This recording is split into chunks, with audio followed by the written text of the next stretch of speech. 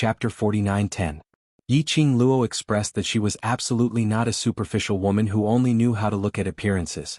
She tried hard to adjust the expression on her face as she stared at Dmo Xian with a straight face and started to make trouble out of nothing. Anyway, it's your fault that you didn't look for me at the first instance after you knew I was in the God realm. See that? She was so overbearing and domineering. She would never succumb to Dmo Xian's honey trap. That little lady's demeanor fell into Dmo Xian's eyes. Just like a kitten acting coquettishly. It tickled his heart. Dmo Xian's eyes were filled with warmth and tenderness. His mellow voice was extremely pampering. Yes, it's my fault, there won't be a next time. Yiqing Luo? No way. This guy was too good at flirting. Her man was too handsome. What should she do when she was charmed by his honey trap every day? The reason why I'm here actually has something to do with you. Dmo Xian carried Feng Shi and placed her on the bed. Then he held Yiqing Luo and walked towards the outer hall. Yiqing Luo pushed away the hand around her waist. Cici will be afraid to stay here alone. Afraid? Dmo Xian narrowed his eyes and stared at Feng Shi. Will a man be afraid? Feng Shi's little head shrank. She felt that his gaze was a little cold. Just as she was about to stretch out her hands to Yiqing Luo, she heard the second half of the man's sentence. A man? He was a man. How could he not be a man in front of his fairy sister? Immediately he changed his words. No, I'm not afraid. Cici?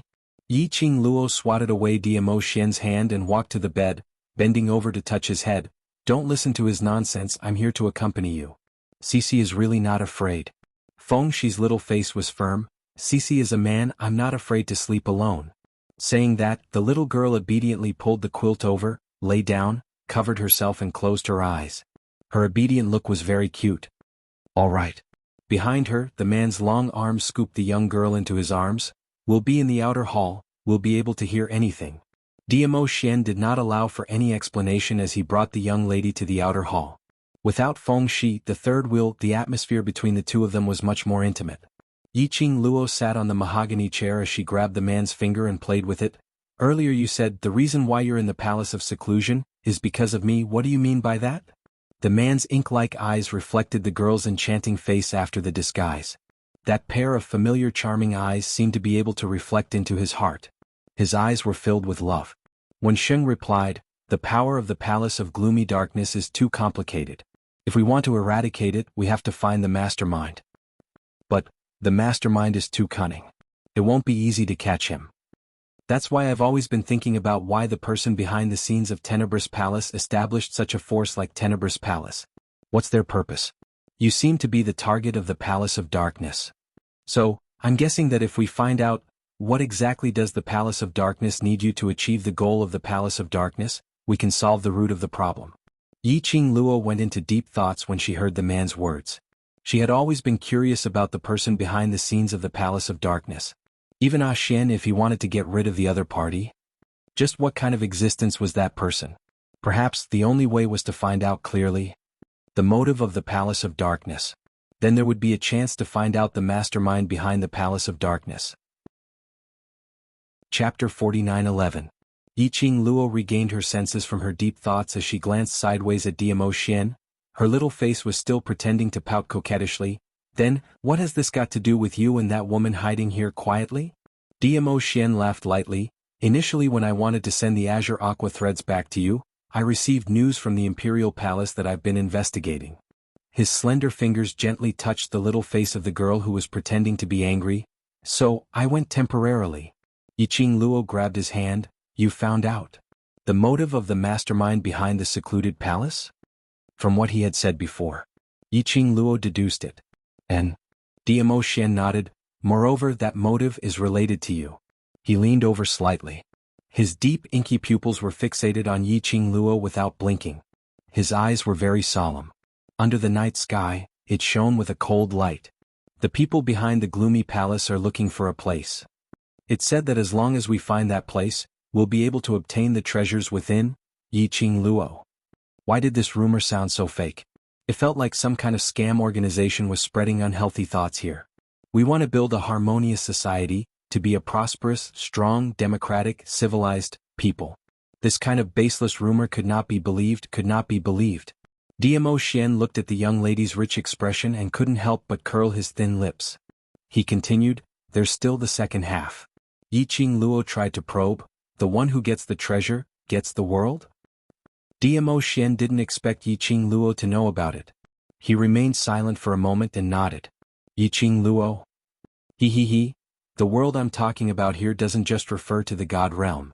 Dmo Xian pondered for a moment as his eyes darkened. If we were to let all the big realms in this world merge back together, the world will definitely be in chaos. Do you believe that there's such a treasure? Yiqing Luo suddenly asked. Dmo Xian replied without any hesitation. I don't believe you. I don't believe it either. Yiqing Luo lowered her eyes. There are at least 20 to 30 realms in the world, if not 10. Even if you have the ability, you don't have the life to control it. Everything in the world had a balanced law of survival. If all the realms were to be united, how should the people of the major universes, big or small, with different abilities, levels, habits and priorities, be controlled? Eventually there would be chaos. But the mastermind behind the Nether Palace believed it. Dmo Xian's eyes deepened. Moreover, this treasure indeed exists. Exist? Yiqing Luo's brows rose. You set up this base in the Palace of Secluded Darkness, just to investigate the location of that treasure? Dmo Xian's eyes softened even more, his eyes filled with smiles. His girl was really smart. It was only a few words. He had already guessed the gist of it. He held the young girl's fair and delicate hand. Even if this treasure can't take over the entire world, it shouldn't be a problem to take over the entire God realm. Once the mastermind behind the Palace of Gloomy Darkness takes over the God realm, it won't be long before the destruction of the other realms. Yiqing Luo's vision had not been focused at all as it was fixated on their hands which were interlocked. Looking at the intertwined fingers of the two of them, she muttered to herself for some time. When she opened her mouth again, the expression on her face had already changed into a solemn and serious one. The place which the mastermind is looking for, don't tell me, has something to do with me? Chapter 49:12. Ever since Nirvana Realm, Palace of Darkness had been finding trouble with me, trying to control me. The person behind the scenes needs me to find that place, right? In Yiqing Luo's mind, she rearranged all the connections. Her thoughts became clearer and clearer. Palace of Darkness's mastermind's motive, is it related to my mother, the Emperor of God Emperors? When this guess was set out, Dmo Xian's smile deepened. He hooked the young lady's fair fingers lightly, his voice was clear. Lil Luo, is so smart. His words indirectly admitted that everything she had guessed was true. Yiqing Luo's long lashes drooped slightly, her eyes were a little faint. So, what you said, the place that Palace of Darkness is looking for is my mother's. Which is also the Emperor of God Emperor's tomb, right? The Emperor of God Emperor's tomb. The place where the Emperor of God Emperors had passed away. That was where the treasures were buried. Any one of them was enough to stir up the various realms. It indeed could be called as a treasure. After all, the former Emperor of God Emperor's power, and whatever they had when they were alive, they were all God relics. If one were to talk about the real motive of Palace of Darkness mastermind, it was to find the Emperor of God Emperor's tomb, to obtain the Emperor of God Emperor's belongings. Everything that had happened before could be explained. No wonder. Over at Palace of Darkness she would always be able to see that stone wall which had her mother's totem carved on it. Every time she touched those stone walls, she would always fall into the periphery of the Emperor of God Emperor's tomb. This was all Palace of Darkness conspiracy. Those stone walls must be the mastermind behind Palace of Darkness, based on the information that she knew about the Emperor of God Emperor's tomb, to research a path to the Emperor of God Emperor's tomb, and at the same time to test if she really had the qualification to enter the Emperor of God Emperor's tomb. No wonder. When Palace of Darkness tried to deal with her several times, most of the time their motive was to control her, not to kill her. It was because only she could open the Emperor of God Emperor's tomb. Actually, in other words, it was rumored that the Feng family had treasures. This sentence was not fake, because the so-called precious treasure. She was the one who knew about the Divine Emperor's grave and entered it. Mysterious flame. W diagram. It was a map of the Divine Emperor's tomb. What the mastermind of Gloomy Palace wanted was the Mystic Flame's W diagram. What Feng Liqiong wanted, the so-called treasure of the Feng family, was probably the Shenyan W diagram. Apart from the map, there's also the method to enter the tomb of the Divine Emperor. It's also extremely complicated. Even that person from the Palace of Gloomy Darkness doesn't have a clue. Diamo Xian didn't refute Yiqing Luo's guess as he gently embraced her in his arms. But I'm guessing that the biggest key should still be you. After thinking through all these things, Yiqing Luo's feelings were rather complicated.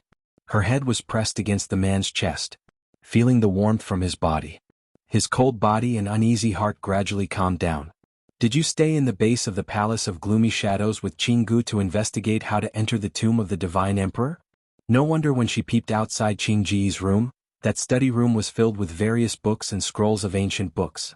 She shut her eyes as she buried her entire body into his warm embrace. By his side, there was a sense of security which made her rely on him. Chapter 49:13. For the Palace of Darkness to kidnap Cece at this juncture, is it because the mastermind behind the Palace of Darkness has found a way to enter the Divine Emperor's tomb? Other than me there's also Cece, can she replace me to enter the Divine Emperor's tomb? Diamo Xian gently stroked her hair with his fingertips. Feng Shi is a descendant of the Feng family.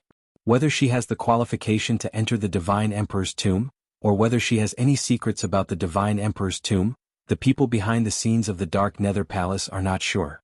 I think the mastermind behind the Palace of Darkness is just trying. His soothing voice was gentle and mellow, which could easily soothe all the uneasiness in her heart. I will send you and Feng Shi out of here. As long as you don't leave the Feng family's territory, the Palace of Darkness will not dare to lay a hand on Feng Shi. What about you? Yiqing Luo's little hand grabbed his collar as she raised her head slightly. Do you still want to stay here? I will look for you after I find the clues. Diamo Xian patted her head. Yiqing Luo's little hand tightened. No, I don't want to. She couldn't always hide in the safe zone. She had to let Diamo Xian overcome all the obstacles for her. I'm with you not because I want you to do anything for me but because I want to be with you. Yiqing Luo's voice was a little hoarse, her long and narrow eyes were stained with a few sparkles. I said before, I want to grow too. To stand by your side, shoulder to shoulder with you. The purpose of my coming to the upper realm is to find out my background, to know why my biological parents would abandon me. Now I have found it. The Palace of Darkness's target is me, my mother. I can't keep hiding under your wings like this. Other than me, no one can really solve this matter.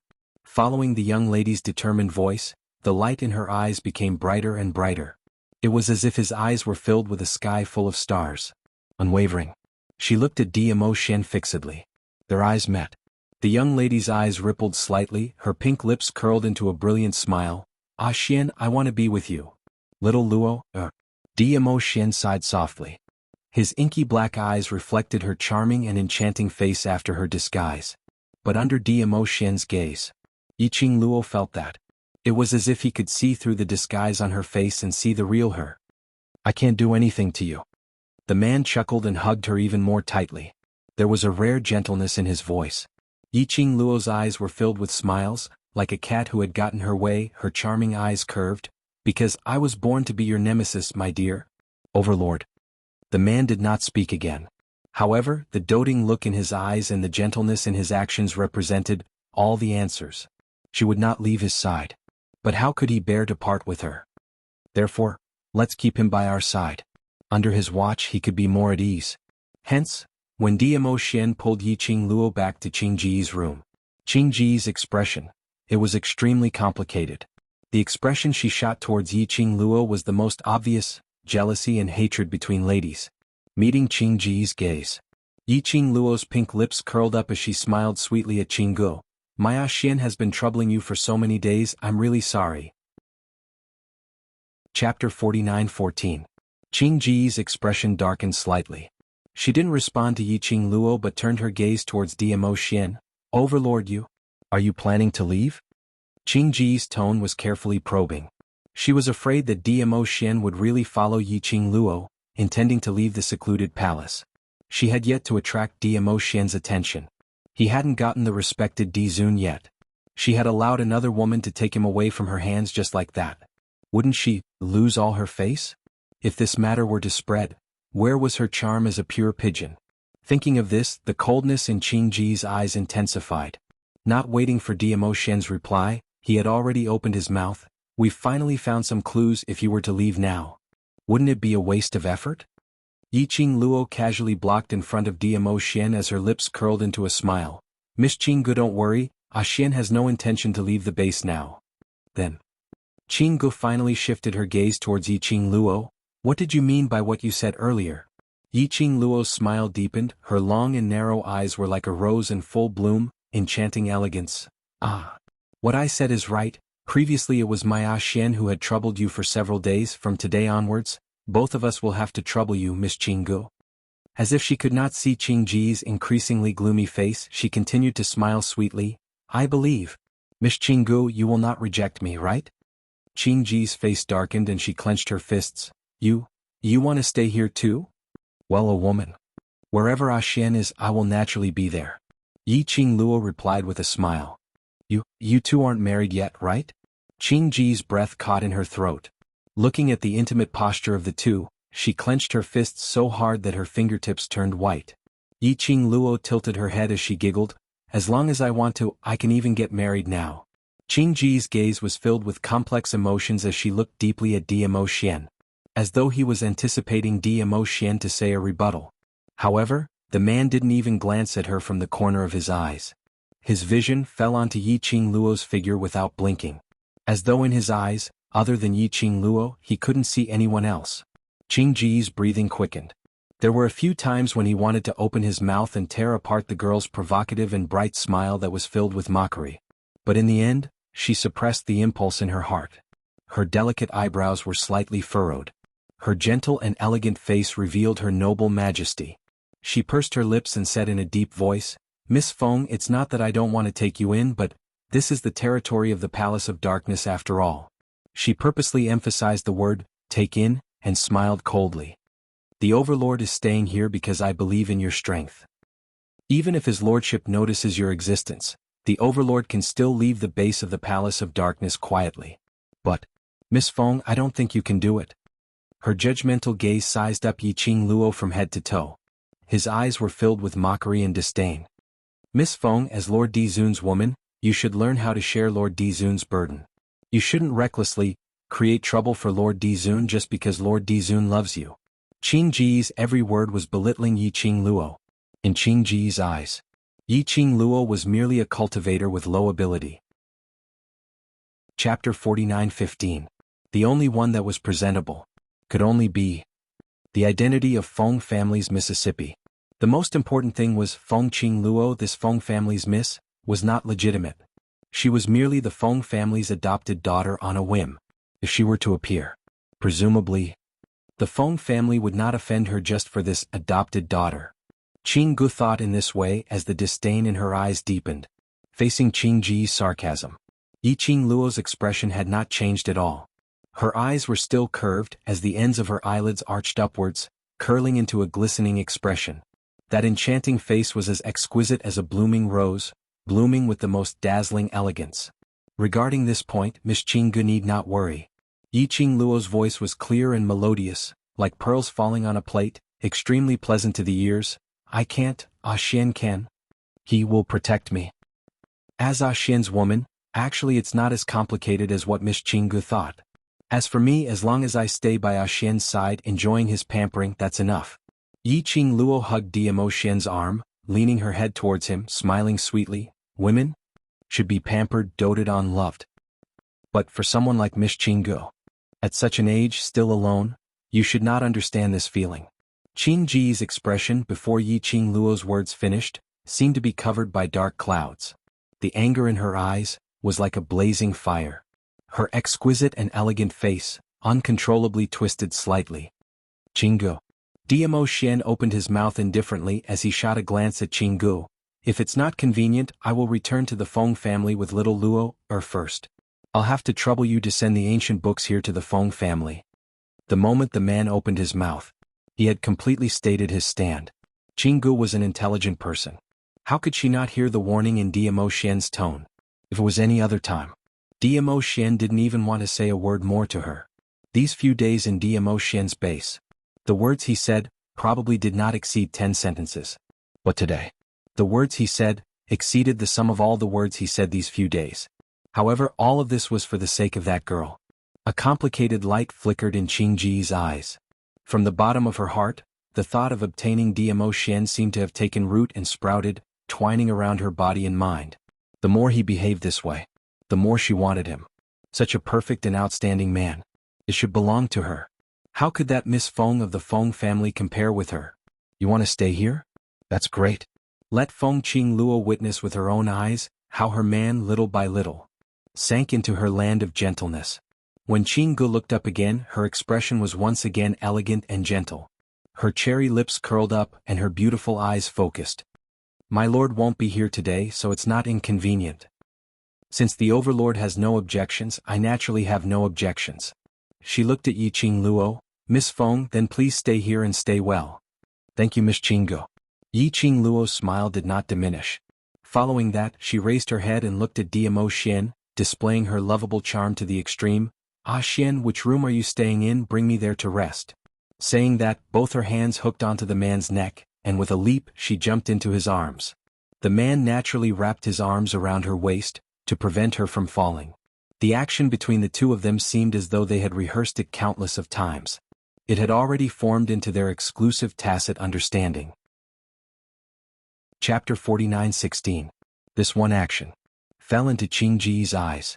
This made the jealousy in her heart burn even more, as her brows overflowed with uncontrollable jealousy and hatred. Until she saw Diamo Xian condescending himself, as though he was carrying a precious treasure, carrying her as he turned around and left the study. Her jade-like fingers clenched tightly as the smile on her face slowly turned cold. She slammed the table heavily. The table full of books and paintings were scattered all over the floor. That damned Feng Qingluo. She must have provoked her on purpose. Intentionally being so intimate with the overlord. He had purposely shown her how much the overlord doted on her and how much he loved her. Trying to use this method to make her give up? Impossible. Princess. A black shadow suddenly appeared out of thin air and knelt down respectfully in front of Qinggu. Do you need me to share princess's worries? No need. Qingji's eyes were gloomy, her elegant face revealed a trace of noble arrogance. It's just a man, there's no need for you to do anything. She raised her delicate eyebrows, slightly raised her chin and arrogantly said, The overlord is a prey that I have my eyes on. Towards prey. I prefer to tame them myself. You better hurry up and find out the secret of the Palace of Darkness as soon as possible. My lord is too sensitive. The longer time passes, the easier it is for your existence to be discovered. Qingji's eyes sunk like a deep pool as deep as the sea. By then, there's a high possibility that I will be suspected by my lord. Yes. The black shadow's tone was solemn. After spitting out a word respectfully, the figure disappeared into thin air as soon as it appeared. The room fell into a dead silence once again, as if everything that happened earlier was just an illusion. Diamo Xian carried Yi Qingluo all the way to the room next door. Pushing the door open, the room was filled with the unique sandalwood scent from Diamo Xian's body. Yi Qingluo circled Diamo Xian's neck, raised her brows and looked at him. Looks like that Miss Qinggu treats you quite well. The room she arranged for you is in line with your style. Diamo Xian put her down. Still jealous? Jealous? Yi Qingluo snorted coldly. Is she worthy? Could a rival in love, that posed no threat at all, be considered a rival in love? At most, she was just a diehard fan of Diamo Xian. You're not jealous? Why do you look so pale? Diamo Xian's slender jade-like fingers pinched her face as he gave a low chuckle. It's all right to admit that you're jealous. I like to see you being jealous because of me. He took the girl's hand and held it tightly. I like to see you, blocking my way, blocking other people's covetous eyes. I like to see you like a female warrior, declaring your sovereignty. I like seeing you care about me. The man's gentle and mellow voice was like fine wine, seeping into her eardrums and flowing into her heart. Yi Qingluo felt slightly tipsy. Her cheeks were flushed and her heart was beating rapidly. She felt as if she was floating on air. This man, she began to speak words of love. It was really a little hard to control. When did he become so good at flirting? The girl's eyes were filled with shyness. The man moved closer. Why aren't you saying anything? Yi Qingluo lowered her head and raised her hand to block that peerless handsome face that she couldn't control and pressed it back. Yes, I'm jealous, all right? Seventh Miss who likes trash. Lord Overlord, please be gentler with your love. Seventh Miss who likes trash. Lord Overlord, please be gentler with your love. Chapter 49:17. Her outstretched hand. She was held by the man's large palm. Beside her ear was his deep, husky and mellow laughter. It made Yi Qingluo's heart itch. She pushed him away and jumped onto the bed. Leaning against the headboard, she hugged her knees and glared at him. In times of crisis, we need to build a harmonious socialism. Prosperity, democracy, literacy, harmony, freedom. Stop flirting with me. Socialist core values do not allow it. Diamo Xian. There was a faint melancholy that he didn't know where to start from. Yiqing Luo put on a serious face. That Qinggu, can you really trust her? Diamo Xian sat down beside her. There's no need to believe me, I just need her position in the palace of Nether Gloom to make it easier for me to move around. I think, there's something about her that makes me feel very uncomfortable. Yiqing Luo shifted her body over and leaned on him. It's better to be careful. If your honey trap fails and she bites back, we'll be in deep trouble. Diamo Xian's thin lips curled up frivolously as he glanced sideways at her and pinched her little face. My little Luo, is really getting more and more powerful. Yiqing Luo grabbed his hand. You've long sensed it? Yes. Diamo Xian held her little hand and pinched it in his palm. Her motive should be the same as the person behind the Nether Palace. We don't have to interfere. Sit on top of the mountain and watch the tigers fight? Yiqing Luo raised her brows as her pink lips curled into a teasing smile. Are we going to sit back and reap the benefits? Diamo Xian's fingers, which were pinching her little hand, paused as he looked at her solemnly. You can sit on the mountain and watch the tigers fight, but don't think of reaping the benefits of the fishermen. You don't have to care about the dispute between the two forces. Yiqing Luo didn't ask why as her long and narrow eyes narrowed slightly. Then what about you? Diamo Xian froze for a moment and pulled her into his arms. Don't worry about me, I won't do things that I'm not sure of. That is to say, you will participate in their dispute. Yiqing Luo's head leaned against his chest. Her voice didn't reveal much emotion. Diamo Xian's arms tightened. Because I have no choice but to interfere. She could hear the hoarseness and nervousness in the man's voice. She reached out and circled his waist. She pressed her face against his chest. He listened to the heartbeat in his ears. She sighed softly and said, But, do you think, this is something that I cannot participate in just because I don't want to? Diamo Xian was silent. Yiqing Luo's little head arched slightly. Ah Xian, if their motive is all for the God Emperor's tomb, then there's absolutely no lack of me. As my mother's daughter, this is my unavoidable fate. Ah Xian, I know, you will definitely protect me, so I'm not worried at all. The man's low sigh floated down from above. The two of them hugged each other and did not speak again. The next day, calculating the time, it should be morning. The base of the Palace of Darkness was still dark. Outside the door, a large red lantern flickered and emitted an extremely faint light. Under the darkness, a ray of light approached from afar and stopped at the door of the room. An elegant and pleasant voice came from the door. Lord Dizun, can you get up now? I asked the kitchen to prepare some of your favorite breakfast dishes. Yiqing Luo's charming eyes rose as she looked at Diamo Xian without blinking. The young lady's death stare made Diamo Xian's body stiffen. Just as he was about to reject her, the young lady's soft voice rang first. Miss Qinggu has the heart, then I'll have to trouble Miss Qinggu to send the breakfast in. Seventh Miss who likes trash. Lord Dizun, please be gentler with your love for everyone to collect. Seventh Miss who likes trash. Lord Dizun, please be gentler with your love for me. Chapter 49:18. The person outside the door was stunned for a moment. The atmosphere in the air seemed to have turned much colder. Yiqing Luo naturally felt the change in the air as her pink lips curled into a teasing arc. After some time, the room door was pushed open.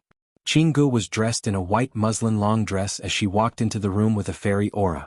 That white lotus arm was carrying an exquisite and fragrant breakfast as she walked in leisurely. Her posture was elegant and her smile was just right. But the moment she stepped into the room, Qingji's smile froze on her face. She almost couldn't hold on to the tray she was carrying.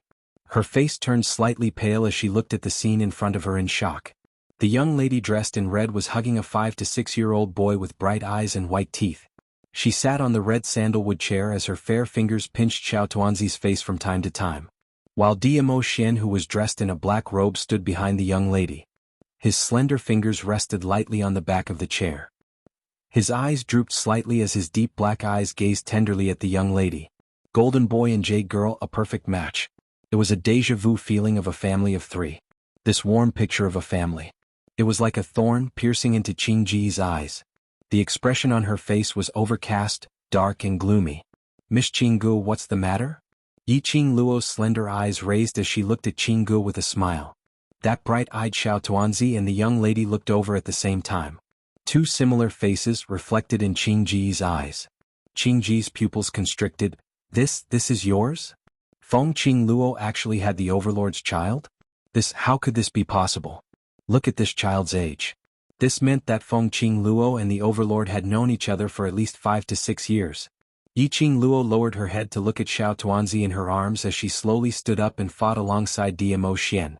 Her fingertips brushed against Xiao Tuanzi's face as she asked with a smile, "My Cici looks adorable, right?" The man cooperated as he circled his arm around the young lady's shoulder. It was also an indirect acknowledgement that they were a family of 3. Qinggu held her breath and stiffened. She placed the tray on the mahogany table and smiled in disbelief. This child looks very much like Miss Feng. Of course. After all, he was her little uncle's biological son. After all, he looked very similar to her mother. But when Qinggu heard this, she was stunned. It was a disguised admission. She and this little ball were indeed mother and son. Because only a mother and a son would look alike. You guys eat slowly. I still have something to do, so I'll be leaving first. After saying this, Qinggu turned around and left the room with a stiff body. Yi Qing Luo placed the little dumpling on the chair and placed the breakfast in front of him while raising her eyes to look at Diamo Xian. Did she misunderstand something? Let her be. Diamo Xian didn't really care. Yi Qing Luo pulled Diamo Xian along and sat down by the side. Diamo Xian looked at the gentle and attentive young lady taking care of Feng Shi as she ate, which made him think, if in the future Lil Luo also had a child that belonged to the two of them, Lil Luo would definitely be a very good mother. Child. End of this chapter. Trash 7th Young Miss. Overlord, please be gentle. Trash 7th Young Miss. Overlord, please be gentle. Chapter 49-19. She stopped feeding and stared suspiciously at Diamo Xian from head to toe. Want to view for you whole page, please, but search. The man raised his hand and held the young lady's slender wrist. His slender fingers easily picked up the breakfast in the young lady's hand. After that, he held the young lady's hand in his palm. When do you intend to marry me? He stared at her eyes and asked seriously word by word. Yi Qing Luo. So exciting early in the morning? Diamo Xian's eyes were clear, his peerlessly handsome face was like a god. I also want to have a child with you. His gaze slowly slid down to Yi Qing Luo's stomach. Yi Qing Luo. She had just woken up and started dreaming. Diamo Xian's long arms suddenly exerted force. The young lady was immediately brought into his arms. This action. Yi Qing Luo had yet to react. She bumped into Feng Shi and fell into Diamo Xian's arms. Luckily Feng Shi's reaction was fast and she immediately stabilized herself when she fell off the chair. Shi, are you alright? Yi Qing Luo immediately pried Diamo Xian's hand away and held Feng Shi's shoulder as she sized him up.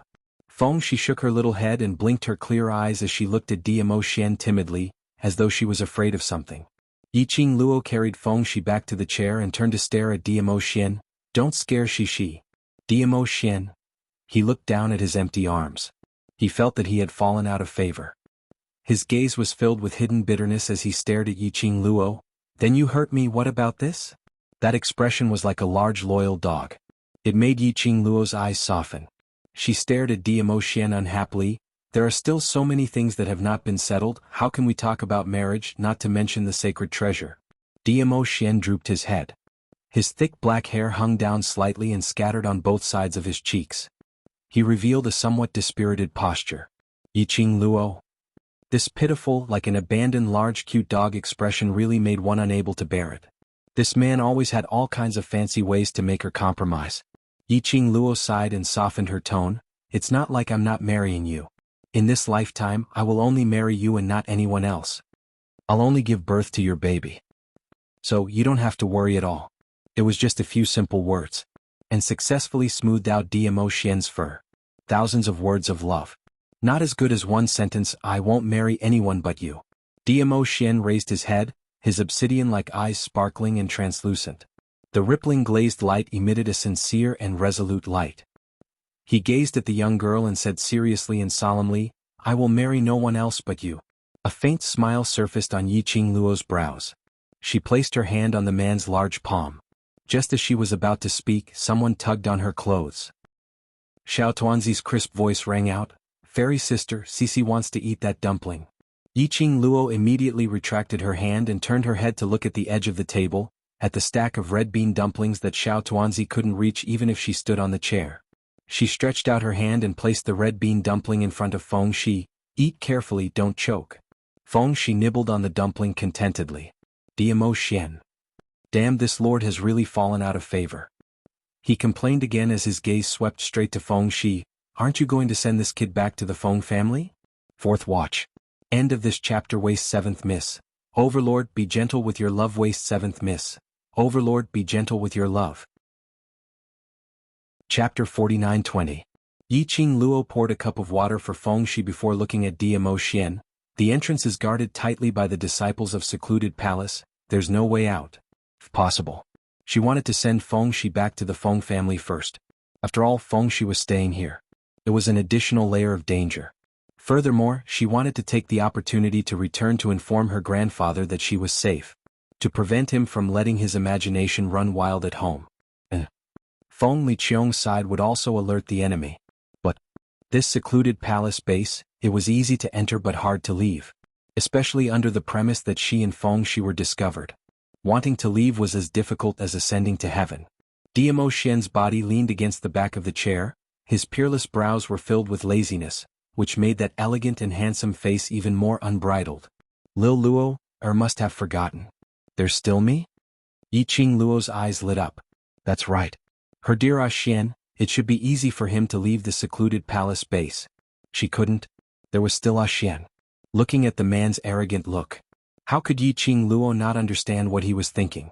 The young lady stood up slowly, her fiery red dress fluttered and a blooming rose spun in midair.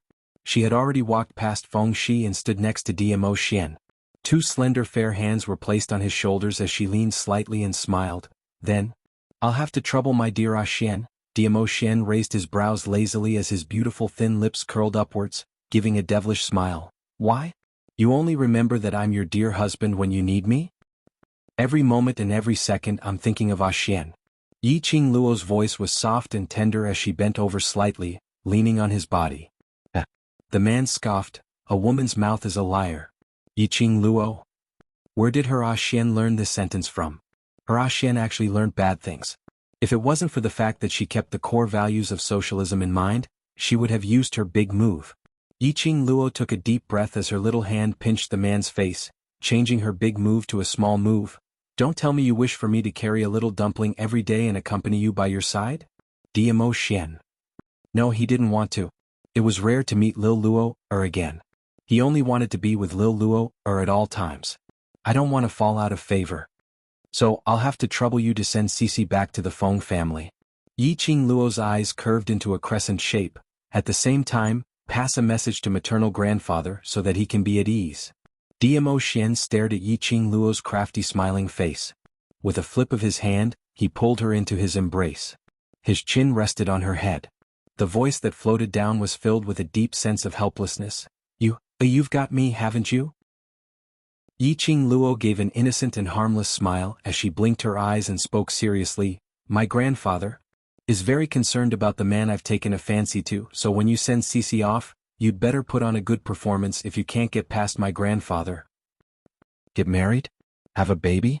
This isn't something you can do." With that, the girl patted his shoulder with a serious expression. "I believe that my Xian is the best." Qinggu knocked on the door once again. Yi Qing Luo looked outside the door at that graceful figure, as her lips curled into a smile with unknown meaning. She got up and opened the door. "Miss Qinggu, what's the matter?" When Qinggu saw Yi Qing Luo, her expression turned gloomy for a moment. Her gaze went past Yi Qing Luo and looked into the room. "I remember that child. Is the one Princess Ling Long is looking for, right? 7th Miss who likes trash. Overlord, please be gentler with your love. 7th Miss who likes trash. Overlord, please be gentler with your love." Chapter 49-21. After Qinggu went back. The more she thought about it, the more she felt that something was amiss. Feng Qing Luo looked no more than 15 or 16 years old. Feng family had announced to the outside world that she was 16 years old. And that child looked no different from 5 or 6 years old. How could he be the child of Feng Qing Luo and the Overlord? Qinggu recalled that Princess Ling Long had led the secluded palace's disciples and attendants to search for the person. She immediately understood. She immediately sent someone over to Princess Ling Long to find out. Then she knew everything. That child was the person Princess Ling Long was looking for. His identity was Feng family's young master, the biological son of the acting god emperor. His relationship with Feng Qingluo was merely that of cousin-brother. After clarifying all these, how could Qinggu still not understand? Feng Qingluo, that little slut, was teasing her. At such a young age, not even married yet, she shamelessly impersonated herself and gave birth to the overlord's child. Shameless. Qinggu was furious and annoyed. But she still had to maintain her elegant image. In this way, the attendant Xiao Qi whom Princess Ling Long wanted to capture, it was probably Feng Qingluo? If she were to inform Princess Ling Long about Feng Qingluo and the Feng family's young master, Qingji's eyes flashed past a deep and obscure glint. Miss Qinggu only found out now? The young lady's clear voice interrupted Qingji's thoughts. I thought Miss Qinggu already knew about it. It sounded like a very normal sentence. However, Qinggu could always hear the sarcasm hidden in the laughter. Qingji's face sunk a little. The young lady was still smiling sweetly, her narrow eyes curved and the corner of her eyes outlined a little ripple, which made her enchanting face even more attractive. So, Miss Qinggu wants to tell Princess Ling Long? Yi Qingluo tilted her head, vividly displaying the young lady's innocence. This purity and innocence. This caused Qinggu to feel even more frustrated in her heart. She really couldn't understand. How could the high and mighty overlord be the same as those ordinary people? He actually liked this kind of unpresentable lady? She thought that based on the overlord's identity and status, those who were worthy to stand by his side must be iron-blooded, outstanding ability, and able to share the overlord's worries. But not like this Feng Qingluo. Apart from a slightly passable face, there was nothing else. What else was outstanding about it? The overlord was actually such a shallow man? The more Qinggu thought about it, the more vicious her eyes became. She narrowed her beautiful eyes and sneered, "Your suggestion is not bad. If I tell Princess Ling Long, neither you nor the young master of the Feng family will live." I'm so scared. The girl pretended to be scared and patted her chest. Her long and thick eyelashes blinked. Then she changed the topic and smiled, "But, Miss Qinggu, I'm afraid you've forgotten that I still have a Xian." She gently touched her chin with her slender fingers and smiled brightly. Before Princess Ling Long came, A Xian must have already brought us away from the base of the Palace of Darkness. The pigeon's original intention was to see the young girl panicking, but it didn't expect to be fed a mouthful of dog food instead. Was he showing off to her, provoking her? One Qinggu clenched her fists tightly, her gaze swept across the room. Where's the overlord? He saw that I don't have a good appetite, so he went to prepare some food for me. Yi Qingluo casually replied. Seventh Miss Who Likes Trash. Overlord, please be gentler with your love. Seventh Miss Who Likes Trash. Overlord, please be gentler with your love. Chapter 49-22. An invisible display of affection was simply a critical hit. This was clearly a blatant provocation. How could Qinggu tolerate it any further? Miss Feng, you are at least considered as the overlord's woman. I don't expect you to be of any help to the overlord, but at least, don't drag him down. In her eyes, the overlord was as noble and elegant as a god. He was actually preparing food for a woman? Was this still the overlord that she knew? Qingji's words. All of them were belittling Yi Qingluo. Yi Qingluo blinked her eyes as she explained seriously, "It's not that it can be considered as such, but it is." She repeated every word, "Not just now, I am the overlord's future wife." She finished her sentence with a serious face. Her pink lips curled into a sweet smile. "May I know from what standpoint is Miss Qinggu speaking these words to me?" The words that came out of that smiling young girl's mouth were particularly piercing. No matter how dumb Qinggu was, she could tell that this innocent-looking young lady was not someone easy to deal with. The so-called innocent look was merely a facade to deceive the overlord. Not waiting for Qinggu to speak, the young lady's long and narrow eyes were already curved as she slowly walked towards her. The fiery red dress was like an excited fire elf, burning with a seductive flame. The young lady seemed to be stepping on a sea of fire. She curled her pink lips into a sweet and soft smile, but her long and narrow eyes were filled with an oppressive aura. Miss Qinggu knows of my existence, but she purposely sends flirtatious glances at A Xian right in front of me. Miss Qinggu, do you want to be my A Xian's concubine? Qingji's pupils suddenly congealed. An obscure hurricane surged in her eyes. She was a dignified princess. How could she possibly be someone's concubine? This was simply a humiliation. However, the young lady seemed to be unable to see Qingji's gloomy expression as she smiled sweetly, although, to be my Xian's concubine is considered as your blessings for several lifetimes. But her charming eyes were clear and bright, and a smile spread in her pupils. I won't allow it. As for me, I'm very possessive. I only want to have Xian to myself. The others don't even have a chance. Yi Qingluo's brows rose as her dazzling and bright face was filled with absolute elegance. So, with this kind of thinking of snatching my future husband, what qualifications do you have? What stance do you have? To stand in front of me, preaching to me? The girl was clearly smiling. Her eyes were also filled with that sweet and soft smile. However, the flames on her body and the cold light in her eyes were obviously provocative. Qingji's face darkened. This girl was indeed different from what she appeared to be on the surface. Dizun wasn't around. He would reveal his true colors. Her eyes turned gloomy as she suddenly closed in on Yi Qingluo, stretching out her hand and locked onto her neck. Feng Qingluo, say it again. No matter how many times I repeat it, it's still the same. Yi Qingluo's expression didn't change as the corner of her eyes curled into a ridiculing smile. Miss Qinggu has flown into a rage out of humiliation? Qinggu locked onto Yi Qingluo's neck tightly as she pressed her against the wall. Feng Qingluo, don't be unbridled just because you have the support of the overlord. If I want you to die, even if the Feng family comes, they can only swallow it in silence. Yi Qingluo blinked her eyes in surprise. I didn't expect that as an esteemed guest of the secluded palace, Feng family, the acting god emperor's family could swallow it in silence. Miss Qingji's real identity, don't tell me? Chapter 49-23. Qingji's expression congealed. A trace of evil aura appeared in the depths of his eyes. The 5 fingers on the young lady's slender neck were filled with murderous intent. For a moment, that elegant and noble lady instantly turned into an Azura-killing god. What do you know? Qingji's voice was gloomy, as though it was wrapped in an extremely cold storm. The sudden increase in strength on her neck made Yi Qingluo's expression change slightly. But although Qingji's murderous intent was strong, but the strength was not to the extent of taking one's life. It was probably because of some misgivings.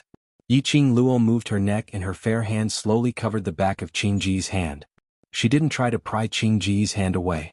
She just carelessly poked Qingji's hand bit by bit. Her voice was languid and calm. Miss Qinggu is so agitated, could it be that I accidentally poked into your unspeakable thoughts? Qingji's eyes were covered with frost, murderous intent. What on earth do you know? Originally I didn't know anything, but now it makes me curious, what secrets do you have? Yi Qingluo's slender brows rose slightly, her eyes filled with a smile. Miss Qinggu, why not? Satisfy my curiosity? I'm afraid you won't live to know. Qinggu stared at Yi Qingluo's eyes, as though trying to see if she was lying from her eyes. Yi Qingluo blinked her eyes. Really? Then you can give it a try. The young lady intentionally raised her neck so that she could easily clasp her neck. But you need to think about how to explain to Xian. Qingji's hand suddenly froze. The sinister expression on her face, which was filled with murderous intent, slowly receded. Yi Qingluo fearlessly curled her pink lips and continued, Miss Qinggu is so powerful that my godfather, acting god emperor, doesn't dare to provoke you. I wonder, will the imperial palace not dare to provoke you? Feng Qingluo. Qinggu gritted her teeth and spat out her name. She stared at her angrily for a long time. Then she angrily released her hand from her neck. Yi Qingluo's expression was relaxed as she carelessly touched her own neck, slightly twisting her neck as she indifferently raised her brows. I'm really curious now, Miss Qinggu. Your real identity, what is it? Yi Qingluo's expression turned cold. Stop putting on an act. Qingji's eyes were filled with murderous intent. Don't think that I won't kill you. Indeed you don't dare. Yi Qingluo's lips curled up in ridicule without any hesitation. Do you think I'm like that kind of little white rabbit who doesn't know how to retaliate even if you bully me? Her fingertips gently brushed against her neck. On her jade-white neck that seemed to be giving off a velvet glow, the red mark from being pinched was really obvious. The corners of the young girl's lips curled into an evil smile, like a deadly and enchanting poppy that slowly bloomed. Miss Qinggu, you have to be careful of your own body. Acting. Qinggu snorted coldly, totally disregarding Yi Qingluo's words. but when she spat out these two words, his head suddenly felt dizzy. It was as if a gorgeous flower was blooming in front of him. He staggered and stumbled, leaning against the wall before he could barely regain his balance.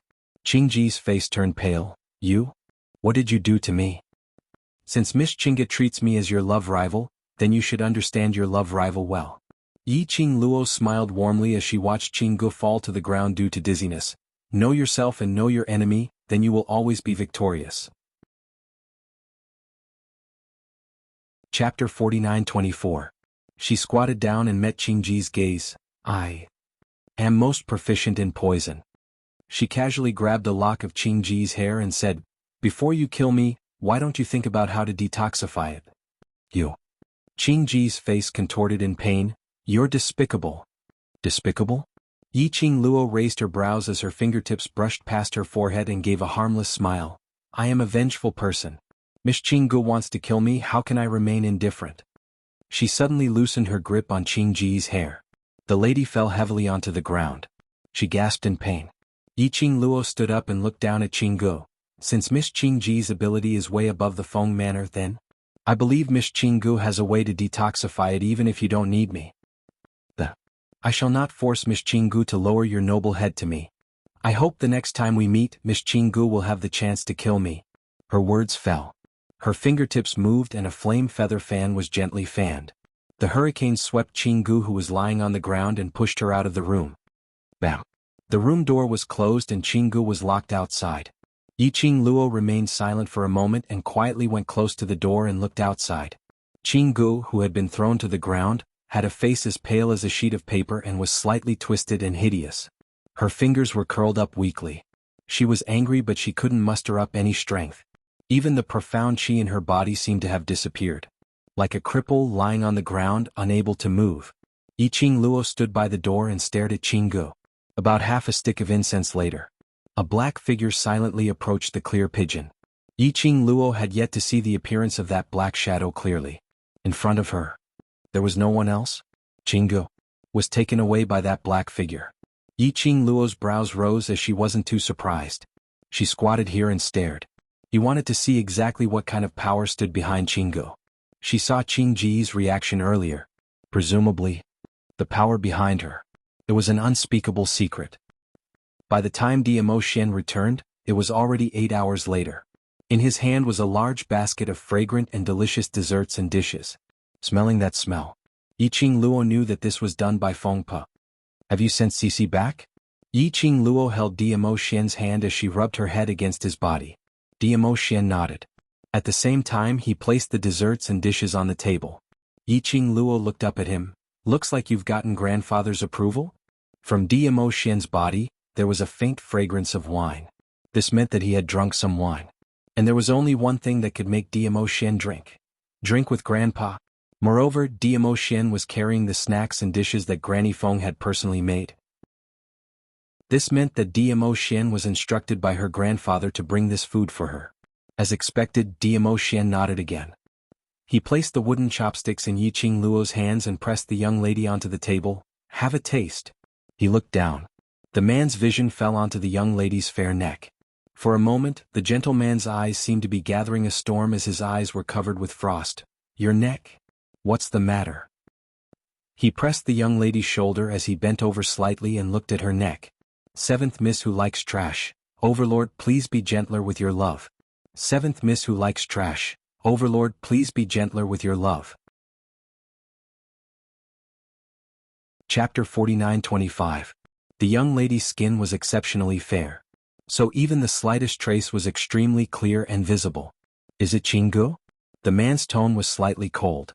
Yi Qingluo held his big palm and shook her head. It's all right, it doesn't hurt. Diamo Xian's eyes were filled with a thin layer of coldness. How dare she lay her hands on you? The man's low and hoarse voice was like a sharp ice needle. Don't worry, she is after all the Overlord's woman, she will not be bullied in vain. Yi Qingluo cupped his face with both hands. She has already received her punishment. Her long and narrow eyes curved as she playfully blinked. And I can confirm. The power behind her is indeed very mysterious. Diamo Xian's emotions had not yet calmed down. Yi Qingluo could only appease him first. After appeasing Diamo Xian's anger, She then concisely told Dmo Xian about her conversation with Qinggu. Dmo Xian's slender fingers gently stroked the mark on the young lady's neck, his eyes filled with heartache. Yiqing Luo smiled. It really doesn't hurt. She was worried about you, so she didn't dare to be ruthless. There will be no next time. Dmo Xian's voice was hoarse. No matter where I go, I will tie you up and bring you along. Yiqing Luo's pink lips pouted. All right. The man slightly lowered his eyelids. His tone was somewhat gloomy. Even under my eyelids she could hurt you. This is not your fault. You have protected me very well. Yiqing Luo patted the man's back and changed the topic. What did you say to grandfather? Since he can bring me the pastries made by Granny Feng, does that mean grandfather agrees for us to be together? Dmo Xian gently pulled her into his arms, his slender and strong arms, tightly wrapped around her waist. He asked us, when are we planning to get married? Yiqing Luo quietly and obediently nestled in his arms. Her curved charming eyes were filled with dependence and tranquility. Grandfather is afraid that someone would snatch away his precious granddaughter. How did you do it, to make him acknowledge you? He even took the initiative to ask when you are going to marry me? Dmo Xian's voice was clear. I told him I am willing to marry into his family. Yiqing Luo? She might have heard it wrongly. Listen to it again. I'm willing to marry into your family. The man unconditionally satisfied her request. Yiqing Luo. Are you crazy? Marry into his family? He was the great Dizun. He actually wanted to marry into her family? Wasn't this too damaging to his demeanor as a big shot? This was a little too much. I'm serious. Dmo Xian lowered his eyes and looked into the girl's eyes. His obsidian eyes were filled with sincerity. As long as I can be with you, that's enough. Yiqing Luo's heart was like a colorful firework, exploding with a loud bang. Her porcelain white face was dyed crimson. Her enchanting eyes were filled with deep affection and seemed to contain endless gentleness. She curled her pink lips and stared at the man's obsidian eyes. She said word by word, Ah Xian, I love you. There was only one sentence left in Yiqing Luo's mind. Love him, accompany him, unwavering. Yiqing Luo's arrival. She had directly replaced Qing Ji's position. Now the one accompanying Dmo Xian to rummage through the ancient books in the study was Yiqing Luo. But perhaps Qinggu was poisoned and didn't have the energy to run in front of the both of them. No one sent any meals to the both of them. But Dmo Xian was around. As for the food, there was no need to worry about it. Time passed. A day had passed. Qinggu had yet to appear. Yiqing Luo admired this woman's ability to endure pain. Seventh Miss Who Likes Trash. Overlord, please be gentler with your love. Seventh Miss Who Likes Trash. Overlord, please be gentler with your love. Chapter 49-26. She moved her hand. Naturally she knew how strong the poison was. Qinggu first felt weak and dizzy, but her consciousness was extremely clear. Following that, she clearly felt a piercing pain in her body as if it was being pricked by needles. What kind of experience was it to be powerless and in so much pain that she couldn't even move? Just ask Qinggu and you will know. Anyway, Yiqing Luo expressed that she absolutely couldn't take it. Originally she thought that Qinggu would probably endure for 4 to 6 hours before she couldn't wait any longer and ran over to look for her. Even if it wasn't to beg her for the antidote. Wouldn't it be to forcefully ask for the antidote? But Qinggu seemed to have disappeared. There was no sign of her at all. Yiqing Luo put down the ancient book in her hand, her long and narrow eyes raised as she looked at the man opposite her with a smile. The black-haired man had a head full of black hair that was as thick as the finest ink. It was unbound and scattered over his shoulders like a piece of silk that was spread out, black, shiny, and soft. His slender jade-like fingers were holding a book. The man quietened down, his entire person looked slightly lazy but cold and noble. Yiqing Luo's mind, suddenly a sentence popped out. A man like Jade, unparalleled in the world. Yiqing Luo's eyes were sparkling, her gaze was almost glued to him. This burning gaze made the man who was looking at the ancient book slightly raise his eyes and meet her sparkling eyes. In the young lady's eyes, there was a touch of amazement because of his face. The man's peerless face revealed an even more bewitching evil smile. What's the matter?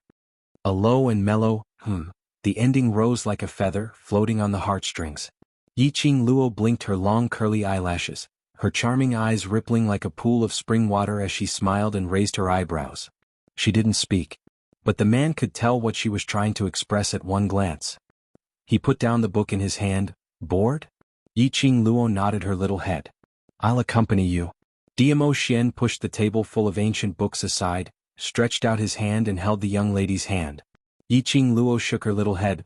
No need to go through so much trouble, her room is just next door, you can slowly look through here, I'll just take a look secretly. To tell the truth, she was still rather curious.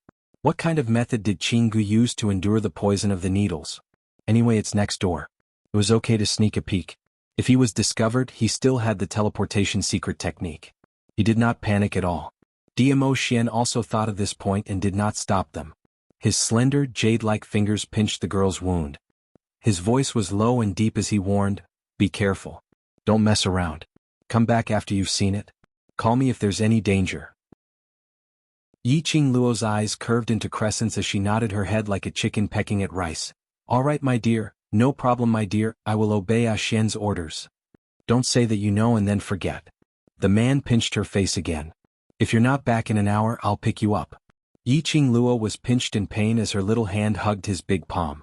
She stared at him while muttering indistinctly with grievance, you look like you're worried about your own daughter's father. Who asked you to be so naughty? Diamo Xian poked her forehead. Don't run around if you let me know that you've left my sensing range in future. I'll really tie you up. Under his repeated assurance, Yiqing Luo walked out of the study room. Qinggu specially placed the study room not far from her own bedroom. She could reach it in just a few steps. Waist 7th young miss. Overlord, please be gentler with your love. Waist 7th young miss. Overlord, please be gentler with your love. Chapter 49-27. Yiqing Luo looked at the distance between the both of them as she clicked her tongue. TSK Sima Zhao's intentions were known to everyone. But unfortunately her Ah Xian didn't fall for this trick. Yiqing Luo's pink lips rose as her vision surveyed the surroundings. The Palace of Darkness base was built underground. Other than the Palace of Darkness disciples' side which was illuminated by the luminous pearls. This place which was known as the forbidden grounds of the base was in complete darkness. Only Qingji's room projected a faint glow from the luminous pearls. Yiqing Luo thought for a moment. She didn't go over from the main entrance. Instead her figure flashed as she hid herself in the darkness and silently bypassed the front door and climbed towards the back of the room. According to the design here, the room in front was the bedroom's front hall. The inner hall was the resting place.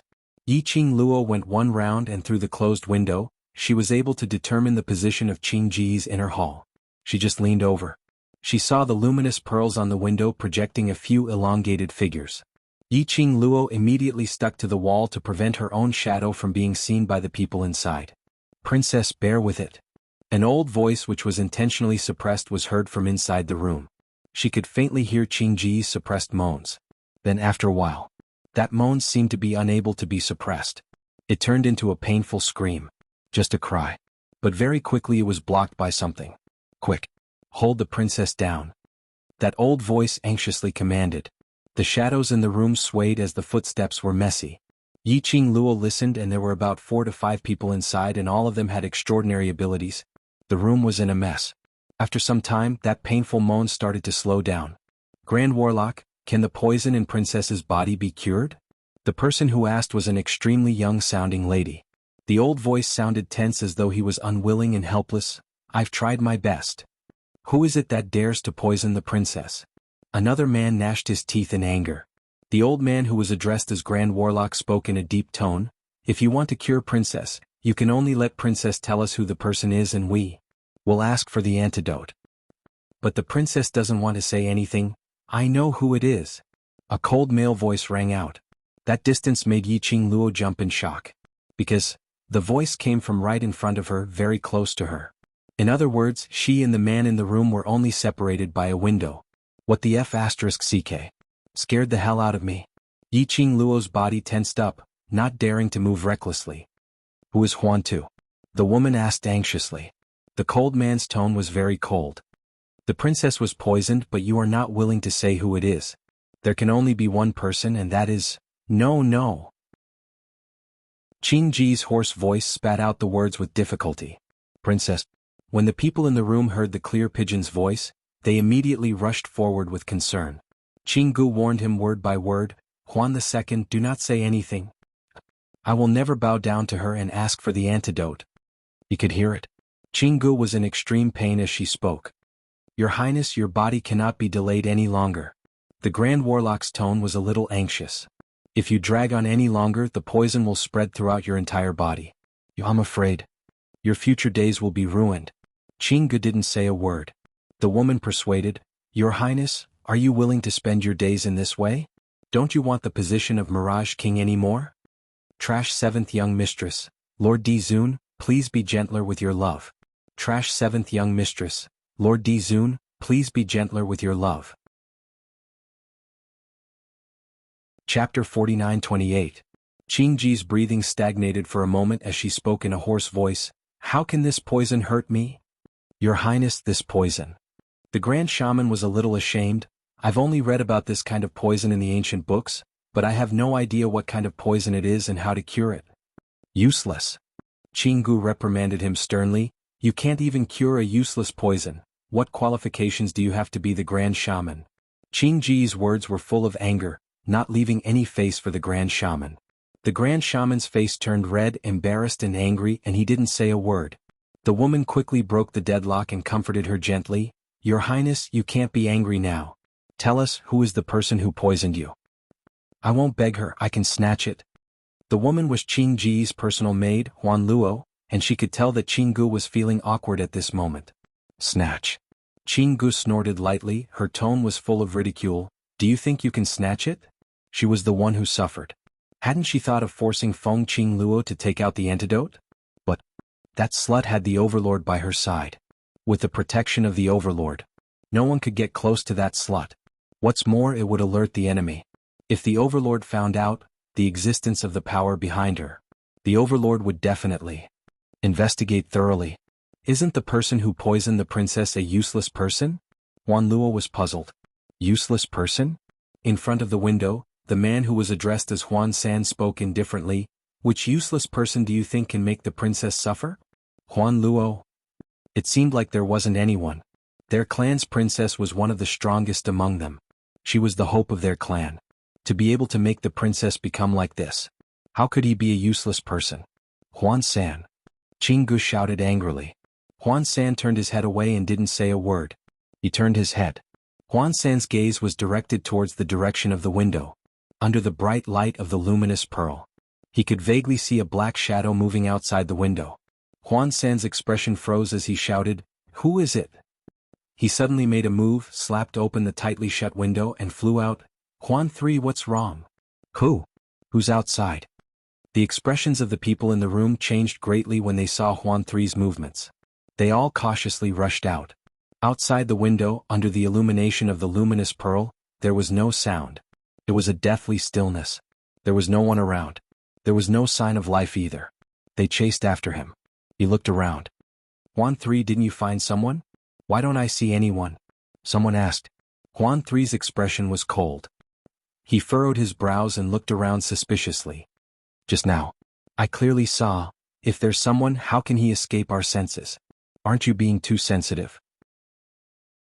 Huan 3 pursed his lips and carefully sensed for a moment before saying, Perhaps.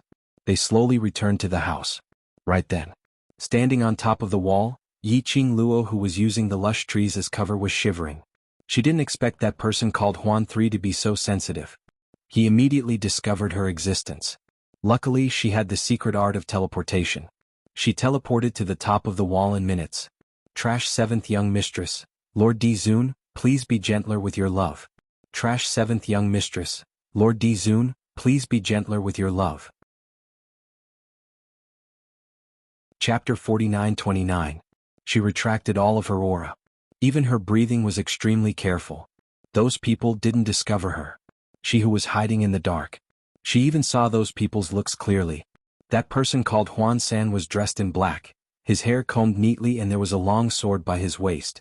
From his attire he should be a secret guard. Behind him was a man and a woman, also dressed in secret guard attire, and a black-robed great sorcerer with white beard and white brows.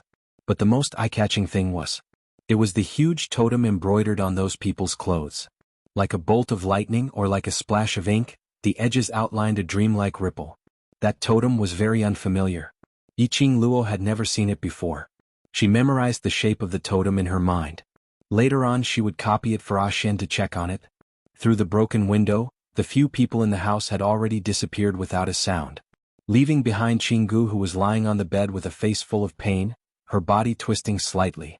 Yiqing Luo originally wanted to see if this Qinggu had really found the way to cure the poison. She was so stubborn that she didn't come to beg her. Now she saw it. Yiqing Luo had no interest to stay any longer. She retracted her gaze and flipped down from the wall. The moment her feet landed on the ground, her pupils constricted, and the expression on her face darkened a little. Her feet moved and her petite figure retreated swiftly in the darkness.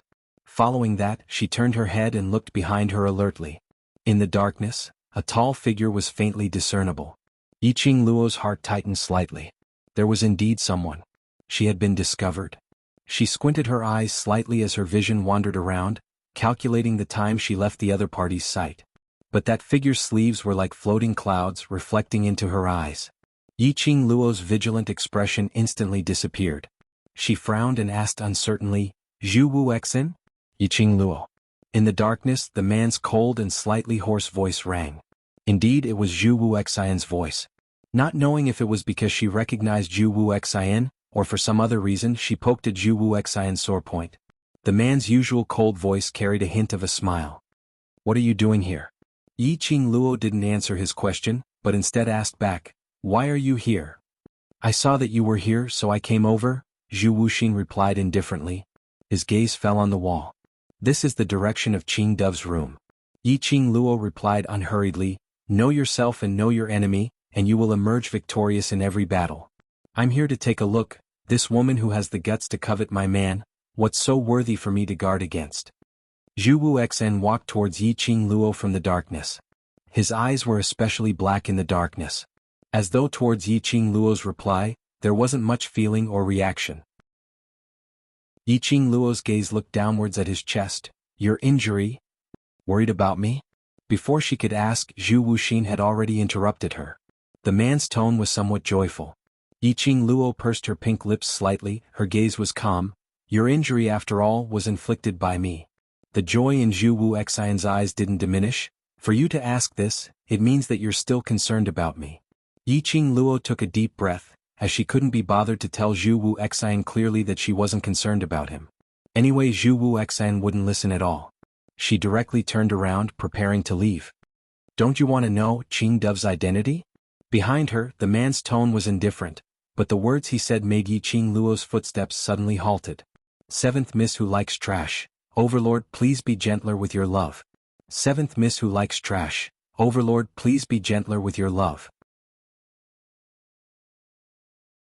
Chapter 49:30.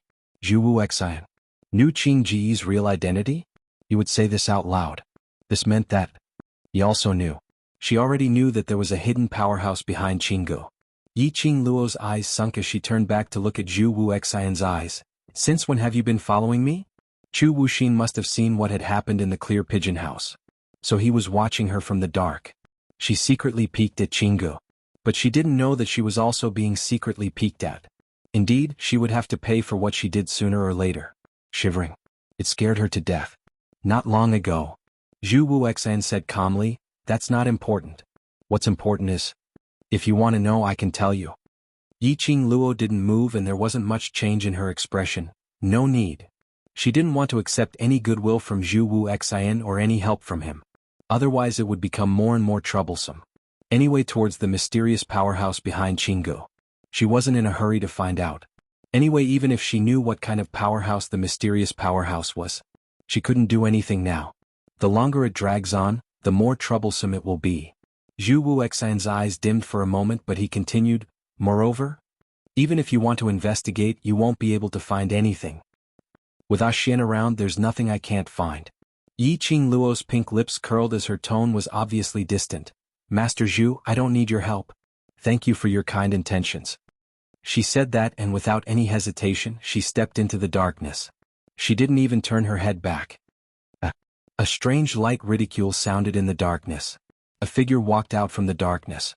That figure stood behind Zhu Wuxin as his voice was sinister and sinister. "Pavilion Master, have you given up?" Zhu Wuxin stood at his original spot, not saying a word. The black shadow chuckled again, a chilling chuckle. "No matter how much you try to express your feelings, she doesn't love you, and she won't be willing to accept any of your feelings. Pavilion Master, don't tell me you still don't understand? Because she doesn't love you, she can hurt you unscrupulously, trample on your heart, treat you like a dreadful beast and avoid you like a fly. Your nearness to her is a great annoyance. The Black Shadow's words were like needles stabbing into the most painful part of Zhu Wuxin's heart. Even Zhu Wuxian's frosty expression changed slightly. The Black Shadow slowly walked closer to Zhu Wuxian and said in a low, bewitching voice, Pavilion Master, previously, about the deal I discussed with you, you can carefully consider it. Bang! Zhu Wuxin waved his hand. Rays of profound light shot out. The shadow in front of him was split into two halves. However, there was no blood. Thick yin qi spread out from the black figure. The voice of the Black Shadow that had been split into two continued, Pavilion Master, I'll wait for you, to change your mind. His words fell. The two halves of the body turned into dust and dissipated into the air like ashes. When Yiqing Luo returned to the study room, Diamo Xian was still sitting in front of the table flipping through the ancient books. Hearing the sound, he raised his head and looked at the young lady. His obsidian black eyes were filled with gentleness and pampering. Have you played enough? Almost went overboard. Yiqing Luo patted her chest exaggeratedly as she leaned towards Diamo Xian. Guess what I saw at Qingji's side? The young lady's mysterious look made Diamo Xian's eyes smile. He stretched out his hand and embraced the young lady. His smile instantly congealed on his face. His expression also sunk slightly. Seventh Miss who likes trash. Overlord, please be gentler with your love. Seventh Miss who likes trash. Overlord, please be gentler with my love. Chapter 49-31. His hand pressed on the young lady's shoulder as his deep inky eyes squinted slightly. Who did you meet earlier? Yiqing Luo was about to tell Diamo Xian about what she heard outside Qingji's room. Being questioned by Diamo Xian, she instantly swallowed back the words that were about to come out. The man's gaze was deep like a deep pool, unable to see the bottom. Who did she meet? Who could she meet? She just went to Qingji's place for a stroll and then Yiqing Luo's eyes widened. Zhu Wuxian? It's indeed him. Diamo Xian's eyes flashed past a sliver of displeasure. Yiqing Luo lowered her head as she looked at herself. What's the matter? How would Xian know that she and Zhu Wuxian had just met? Diamo Xian didn't answer her question as he stretched out his hand and pulled her into his embrace. His chin was pressed against her head. The man's mellow voice floated down. I really need to tie you to my side. Yiqing Luo? Wait a minute, what on earth had happened? What did she do? Diamo Xian had no intention to answer this question. Yiqing Luo could roughly guess. Just now, Zhu Wuxin must have done something to her body, or purposely stained her body with his scent. Which was why Diamo Xian's expression suddenly changed. Yiqing Luo allowed Diamo Xian to disperse the remaining Zhu Wuxian's scent on her body like a childish boy. She then opened her mouth. Sir, are you satisfied? If you're not satisfied, what are you going to do? Diamo Xian lowered his eyes as his deep gaze congealed on her. Yiqing Luo's long eyelashes fluttered as she blinked. Following that, she gave a sweet and innocent smile. If you're not satisfied, there's nothing I can do.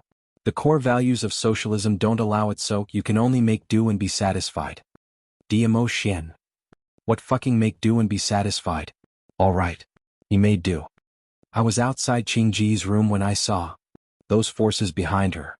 Yiqing Luo told Diamo Xian everything she heard at Qingji's place. After that, she pushed Diamo Xian's arm away and walked straight to another neat desk. She spread out a piece of paper in front of her and picked up a pen beside it. Following the shape in her mind, she copied the totem she saw on the clothes of the secret guards and the Grand Shaman, stroke by stroke. After about the time it takes for half an incense stick to burn, Yiqing Luo put down her pen. Look, have you seen this force before? The totem which Yiqing Luo had drawn was exactly the same as the totem which Yiqing Luo had seen. Diamo Xian scrutinized it for a moment and frowned slightly. No. This totem was very unfamiliar. Ask the Imperial Palace's side to investigate secretly. If they're able to find out that powerhouse, there's a possibility that we can make use of it. Yiqing Luo narrowed her eyes slightly. The goal of the Palace of Darkness. It was for the tomb of the Divine Emperor. The reason why Qinggu was in the gloomy palace. It was also for the tomb of the Divine Emperor. In the end, the two forces would stand on opposite sides. If he could make good use of it, there might be a chance to get rid of these two forces. That's right, Xian Zhu Wuxian said. He knows the powerhouse behind Qinggu. What kind of powerhouse is it? Yiqing Luo suddenly recalled what Zhu Wu Xian said earlier. Dmo Xian's fingertips moved as he locked her chin. What he knows is his own matter, you're not allowed to ask him. I just know that a big vinegar jar like you would get jealous. Yiqing Luo pushed his hand away, so I directly rejected him. Chapter 49-32. Dmo Xian's thin lips curled into a smile as he rubbed her head. Be good. Yiqing Luo. Be good your head. You're such a bad vinegar jar. But to ridicule. Yiqing Luo didn't say it out. She adjusted her tone and said, even you haven't seen this powerhouse's totem, but Zhu Wu Xian would know. There's a possibility that he might be related to that powerhouse. Zhu Wu Xian, this person. In her past memories, she only remembered that Zhu Wu Xian's identity was very mysterious. Later on in Death God Castle, when she met Zhu Wu Xian, she only thought that Zhu Wu Xian was just Death God Castle's castle lord. But later on she discovered Zhu Wu Xian was not only Death God Castle's castle lord. And the so-called Death God Castle was not as simple as what it looked on the surface. Otherwise, the ghost robbers would not have been imprisoned in Death God Castle for so many years. Later on, when they arrived at the upper realm, Zhu Wu Xian transformed into the Red Clear Pavilion's Pavilion Lord. The Red Clear Pavilion that was famous in the upper realm and even in the God realm. And he was able to collaborate with the people behind the Nether Palace. And casually cut off the collaboration. And he wasn't afraid of the people behind the Nether Palace taking revenge. Zhu Wu Xian's identity thinking in this way wasn't that simple. Yiqing Luo's eyes deepened. Don't think about him. Dmo Xian cupped her face as his tone became heavier, as though he was unhappy. I will investigate, there's no need to ask him. Yes, I will, my lord husband. A vinegar jar was indeed a vinegar jar. This totem? Suddenly Yiqing Luo felt a scorching sensation on her wrist. Following that, she saw a light figure floating out. That figure was faintly discernible in the darkness. It was in a translucent state. Old man Song, what's the matter? Yiqing Luo immediately looked at that floating figure. You've seen this totem before? Old man Song walked several rounds around the totem which Yiqing Luo had drawn on the study table. I seem to have seen it somewhere. Old man Song recalled with difficulty, but it's been too long, I really can't recall where I've seen it before. Vaguely he felt that this totem looked familiar. However, if he thought about it carefully he would be stuck. Yes. Before you became the guardian spirit of the Azure Dew bracelet, did you see it? Yiqing Luo probed. After old man Song became the guardian spirit of the Azure Dew bracelet, he had slumbered for over 10,000 years. If he had seen it before, this also meant that the history of this force was comparable to the Feng family. That was a force even more ancient than the so-called Palace of Darkness. Old man Song nodded his head without hesitation. Yes, I only have a vague impression of it, but I'm not too sure if this totem is the same as the one in my memory. Now, I can only wait for the Imperial Palace to investigate and see if there is any news. With the clue provided by Old Man Song, a lot of time was saved. Old Man Song wanted to say something. He suddenly looked out the door. The smoke-like figure immediately followed Yiqing Luo's wrist and drilled into the Azure Dew bracelet. Someone? Yiqing Luo's gaze swept towards the room door. His gaze fell on the table again, on the paper with the totem drawn on it. If this totem was discovered by Clear Pigeon, that would be alerting the enemy. Yiqing Luo's eyes sunk, her slender white hand immediately grabbed that piece of paper. At the same time, the study room's door was suddenly opened by someone. A white robe fluttered, incomparably frail woman, supported by a maid, stood at the door. Seventh Miss who likes trash. Overlord, please be gentler with your love, everyone please collect. Seventh Miss who likes trash. Overlord, please be gentler with your love, hit me. Chapter 49-33. Qingji's face was as pale as a piece of paper, with beads of cold sweat on her forehead. The maid beside her was the lady named Huan Luo. Overlord. Qingji's weak voice was soft and powerless. That look coupled with that voice. It was a pitiful painting of a beauty. After all, Qinggu had always been elegant and dignified. Suddenly becoming so weak, it made one feel sorry for her. The contrast was enough to stir one's heart. But Qingji's belly full of words were stuck in her throat. Wan's frail face froze in that instant. The scene in the study room. All her plans had been disrupted. Inside the study room, the young lady in a fiery red dress had one arm around the man's neck. The other hand was placed on Dmo Xian's chest. Their posture was intimate. At this moment, both of them simultaneously turned their gazes toward the door. Tacit understanding. Warmth. Qing Ji's body was on the verge of collapse. The sharp pain in her body that felt like it was being pierced by needles was even more unbearable. And Yiqing Luo heaved a sigh of relief when she lowered her eyes. Just at the moment when the door was pushed open. She had coincidentally stuffed that piece of paper with the totem into Dmo Xian's arms. Scared the hell out of her. She was almost discovered by Qing Gu. Luckily she was quick-witted and had quick reflexes. But she just wanted to hide that piece of paper. It seemed that Qing Gu had misunderstood. Yiqing Luo tilted her head, her eyes were filled with a faint smile. Miss Qing Gu, what's the matter? Qing Ji's gaze was stuck on Dmo Xian. Suddenly she heard Yiqing Luo's voice. Her gaze tightened as her sharp gaze stared fiercely at Yiqing Luo. Feng Qing Luo. Yiqing Luo blinked her eyes and pretended to be scared as she buried her head into Dmo Xian's arms. Why did you suddenly shout at me? Don't you know the reason why I am here? Qing Ji's voice was slightly sharp. Her jade fingers clasped Huan Luo's arm tightly as she gritted her teeth. She hated it the most. It was Feng Qing Luo who deliberately pretended to be innocent and pure. Pretentious. Simply disgusting. Feng Qing Luo, that slut, used this kind of pretentious look to deceive the overlord. Yiqing Luo stuck her head out and dragged out the last syllable before blinking her eyes innocently. I don't know, so why did Miss Qing Gu come looking for me? Qing Gu gasped and glared at Yiqing Luo. Hand over the antidote. Yiqing Luo tilted her head, her long and narrow eyes raised slightly. What antidote? What are you talking about? Don't play dumb. Qing Gu was so infuriated that she almost died on the spot. She turned to look at Dmo Xian. Overlord, I didn't hesitate to betray his lordship to work for you. Don't tell me you're going to allow Miss Feng to treat me like this? At the end of her sentence, her voice trembled. It was as if he had suffered a great grievance. Dmo Xian had yet to speak. Yiqing Luo moved and stood in front of Dmo Xian, raising her brows at Qing Gu. What did I do to you? You poisoned me. Qing Gu spat out word by word through gritted teeth. After she finished her words, her entire body trembled slightly, as if the pain was spreading throughout her body. Huan Luo's arm was scratched till there were red marks. She looked at Yiqing Luo with heartache. Miss Feng, quickly hand over the antidote. Ever since you came here, my miss has never treated you unfairly. Don't you have a conscience for treating her like this? Yiqing Luo? Oh no. But her mouth was very direct, denying thrice. I'm not, don't talk nonsense. Seventh Miss who likes trash. Overlord, please be gentler with your love. Seventh Miss who likes trash. Overlord, please be gentler with your love. Chapter 49-34. She put on a serious look. You said I poisoned you, show me the evidence. Anyway, there was no evidence. On what basis did she say that she was the one who poisoned her? Qing Gu had not expected Yiqing Luo to deny everything. She was so angry that she almost died on the spot as she gritted her teeth and stared at Yiqing Luo. Feng Qing Luo, how could you be so shameless? Yiqing Luo's face sunk slightly as her half-squinted eyes congealed a cold arc. Miss Qing Gu, if you don't have any evidence, don't spout nonsense. Her pink lips curled slightly as the chill in her eyes deepened.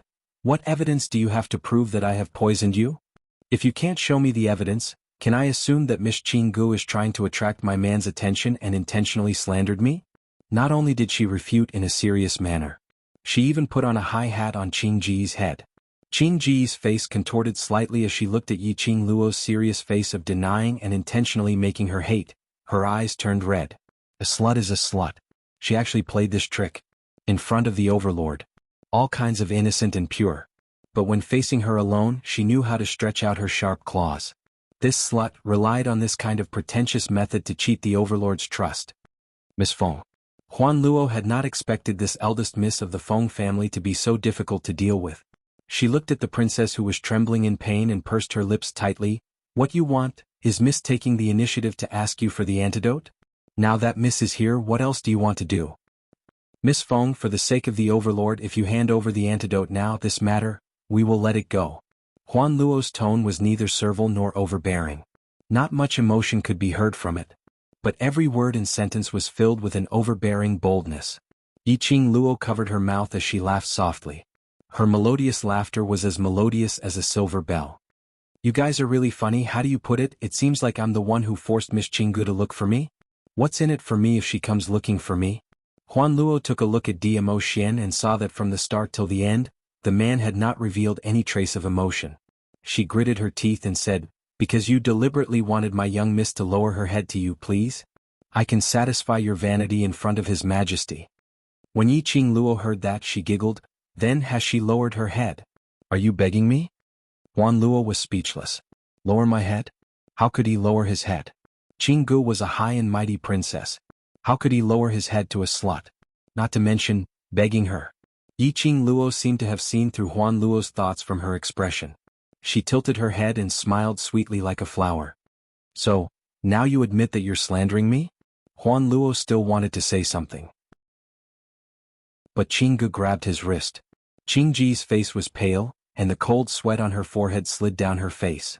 Her breathing was heavy as she gasped for breath. She said word by word, "To put it bluntly, you just want to see me make a fool of myself." After she finished her sentence, she gasped even harder, as though it was extremely strenuous.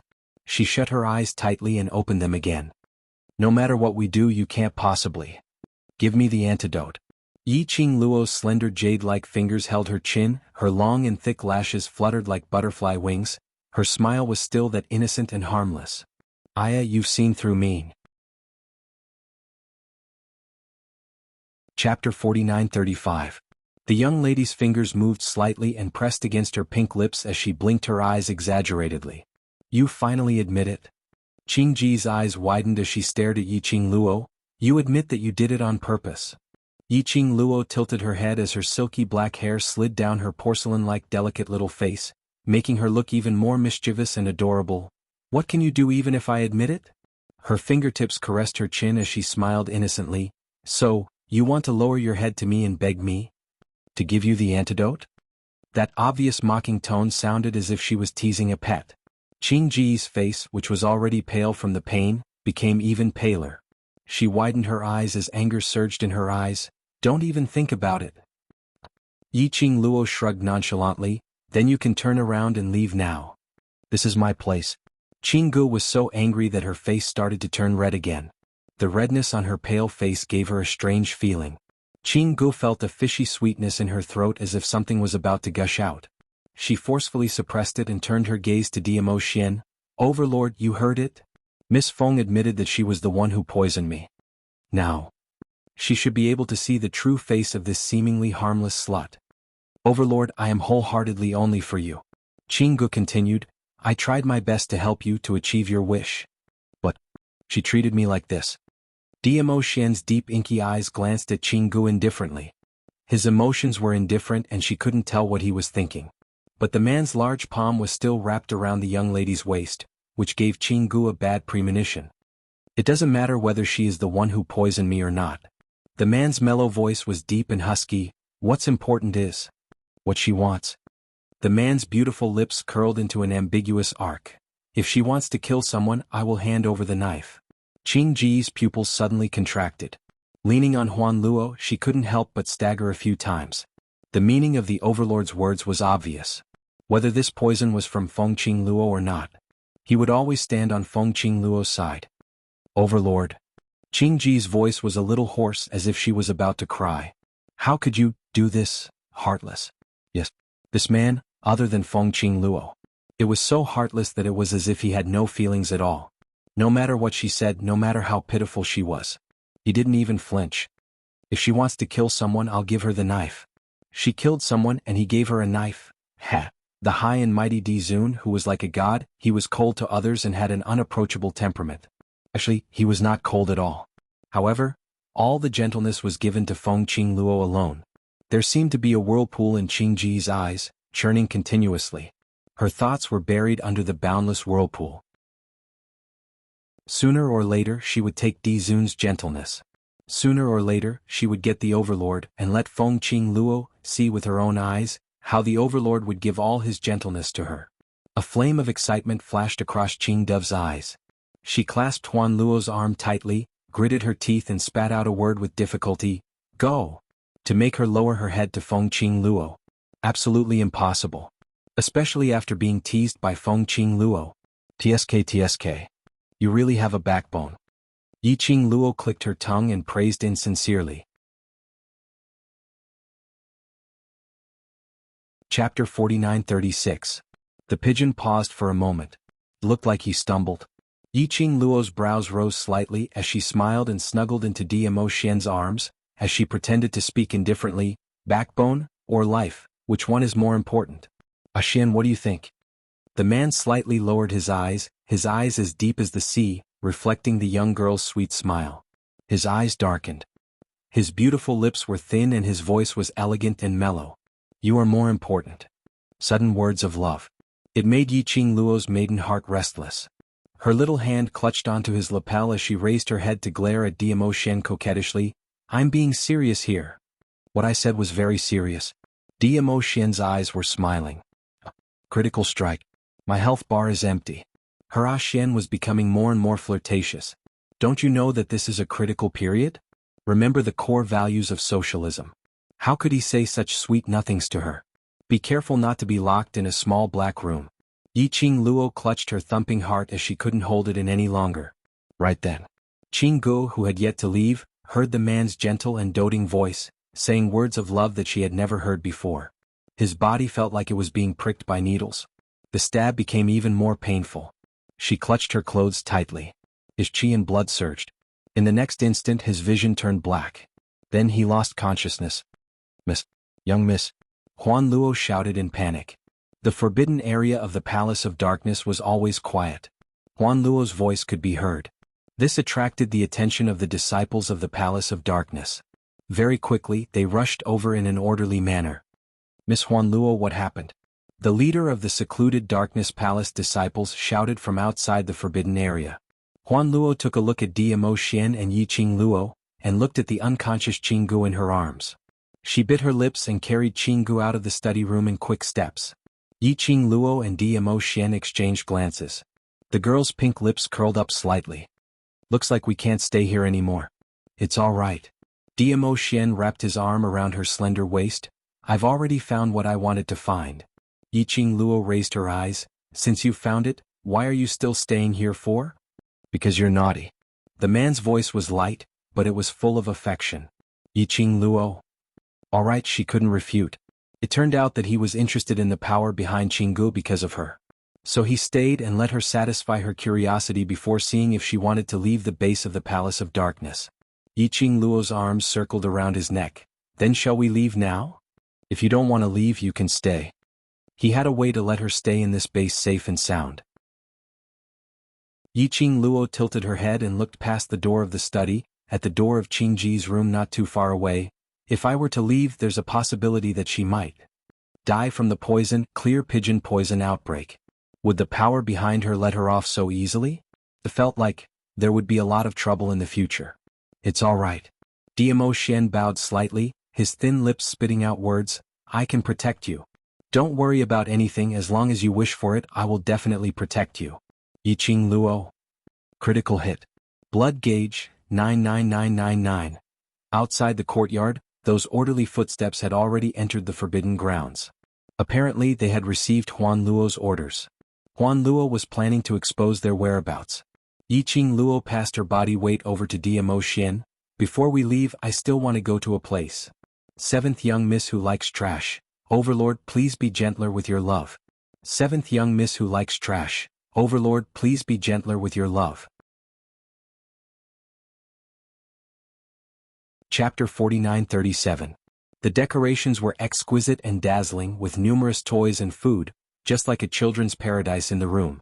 The little one was staring blankly at the candied haws in her hands. That delicate and adorable little face did not have the innocence and joy of a child, but was filled with melancholy. Her delicate brows were tightly knitted into a bundle. After staring at the candied haws for a long time, the little one suddenly threw the candied haws onto the ground. A liar who deceived this princess, just a scoundrel. This princess needs to worry about him. After roaring this sentence, the little one stepped hard on the candied haws again. This princess will not forgive a liar who deceives me. But after a few steps, the little one seemed to have lost all her strength, as she stopped her stomping action and sat on the ground weakly.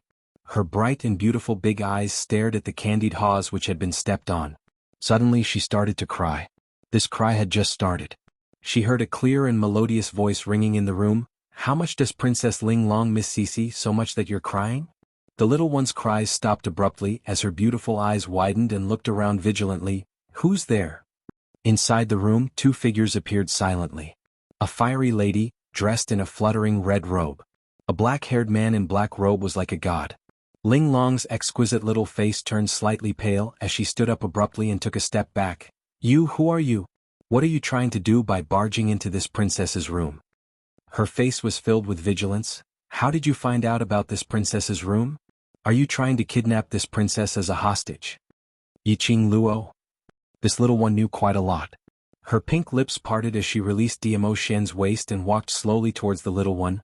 Then Princess Ling Long, do you want to be my hostage? Ling Long's little face turned pale again. Then she turned around and wanted to run. But the little one who had stepped on the candied haws earlier. He turned his head and ran. Bam! Her feet stuck to the ground and she fell onto the ground. The elegant and classy Princess Ling Long fell flat on her face. The scene was a little awkward. The little man's face was red as he struggled to get up from the ground. However, the stickiness under her feet made it impossible for her to stand firmly. He cut a sorry figure. Ling Long struggled and her eyes immediately turned red. He simply sat on the ground and refused to move. At this moment, a slender and fair little hand stretched out in front of her. Ling Long was startled. She looked up and saw a coquettish face. At this moment, the face was looking at her with a gentle and harmless smile. For some strange reason, Ling Long extended her hand into that fair hand. The warm touch caused the little girl's heart to tremble for a moment, until he was pulled up by someone. Ling Long was still in a daze. Princess Ling Long, can I ask you a question? Yiqing Luo didn't let go of her hand, but slowly squatted down and looked at the little girl at the same level. Ling Long was still a little confused. What? You should have heard that there's news from the Forbidden Land. Yiqing Luo's pink lips curled upwards as her brows were picturesque. If Fengxi is really caught, how do you want to deal with her? The young lady's voice was very gentle. Like a clear spring, it flowed past Ling Long's heart, soothing the restlessness in her heart. How to deal with Fengxi? Ling Long's eyelids drooped down slightly as her voice sounded a little tense. He lied to me and made use of me. If he is caught, I want him to taste the most severe punishment from my secluded palace. Chapter 49-38. The little girl's every word seemed to be squeezed out from the gaps of her teeth. But in the end, all her imposing manner was extinguished at this moment. She drooped her head as her eyes turned red and her crisp childish voice sounded choked. I originally thought so, but... She waved Yiqing Luo's hand away as she hugged her head with both hands. But I don't want him to be caught. Ling Long ultimately couldn't resist the true desire in her heart. She should have hated Fengxi. But the moment she thought of Fengxi's smiling face and the way Fengxi called her Ling Long, she couldn't raise any bit of hatred. That was her first friend. The first one, whom she sincerely wanted to befriend. Even if he lied to her, she didn't want anything to happen to him. Ling Long's reply made Yiqing Luo's smile deepened. Indeed, it was right for her to make this trip. She didn't misjudge Ling Long. Yiqing Luo took out a handkerchief and gently wiped away the tears on Ling Long's face as she spoke in a gentle voice. Actually, when Fengxi left here, she left something for you. Ling Long blinked her eyes. What is it? Yiqing Luo stuffed the handkerchief into her palm and pointed to her bed. Ling Long was slightly stunned as joy flashed past her eyes, but there was some uncertainty and hesitation. Yiqing Luo smiled and nodded at her. Ling Long remained silent for a moment as she clenched the handkerchief in her hand tightly and walked towards the direction of the bed step by step. Under the pillow she took out a piece of letter. Ling Long took a look at Yiqing Luo as she opened the letter bit by bit. She read every word on the letter word by word. Yiqing Luo didn't rush her. After about the time it took for half a stick of incense to burn. Ling Long then folded the letter neatly and raised her head to look at Yiqing Luo. You are Shaoqi. It wasn't a question but an affirmation. Yiqing Luo had no intention to hide. Did you see through it or was it said in the letter? Earlier, when you stretched out your hand to me, I vaguely guessed it. Ling Long pursed her lips. So, you pretended to be Shaoqi to bring Cici away? Yes. Yiqing Luo admitted straightforwardly. Secluded Palace's motive for capturing Cici isn't simple. It's too dangerous for Cici to stay here. I understand. Ling Long looked at the letter in her hand. Knowing that he isn't lying to me or using me is enough. Yi Qingluo smiled. I think Cici also doesn't want you to misunderstand her, so I made this trip. She paused for a moment before continuing. Cici is very safe now. You don't have to worry. Cici, he has already left this place, right? Linglong's distinct black and white beautiful eyes looked at Yi Qingluo without blinking, as though she had made some sort of decision. Yi Qingluo nodded her head. Linglong clenched her tiny fists tightly. Then he stuffed the letter into his pocket. He raised his hands and stretched it out in front of Yi Qingluo. Xiaoqi, catch me. Yi Qingluo? What kind of operation was this? I'll be your hostage, bring me out of this dark place. Linglong stuffed her hands into Yi Qingluo's hands. Bring me to look for Cici. Hostage? Your Highness, are you serious? Wasn't this train of thought a little too fast? I'm the most pampered princess of secluded palace. As long as I'm in your hands, they absolutely won't dare to touch me. You can use me as a hostage and leave this place. Chapter 49-39.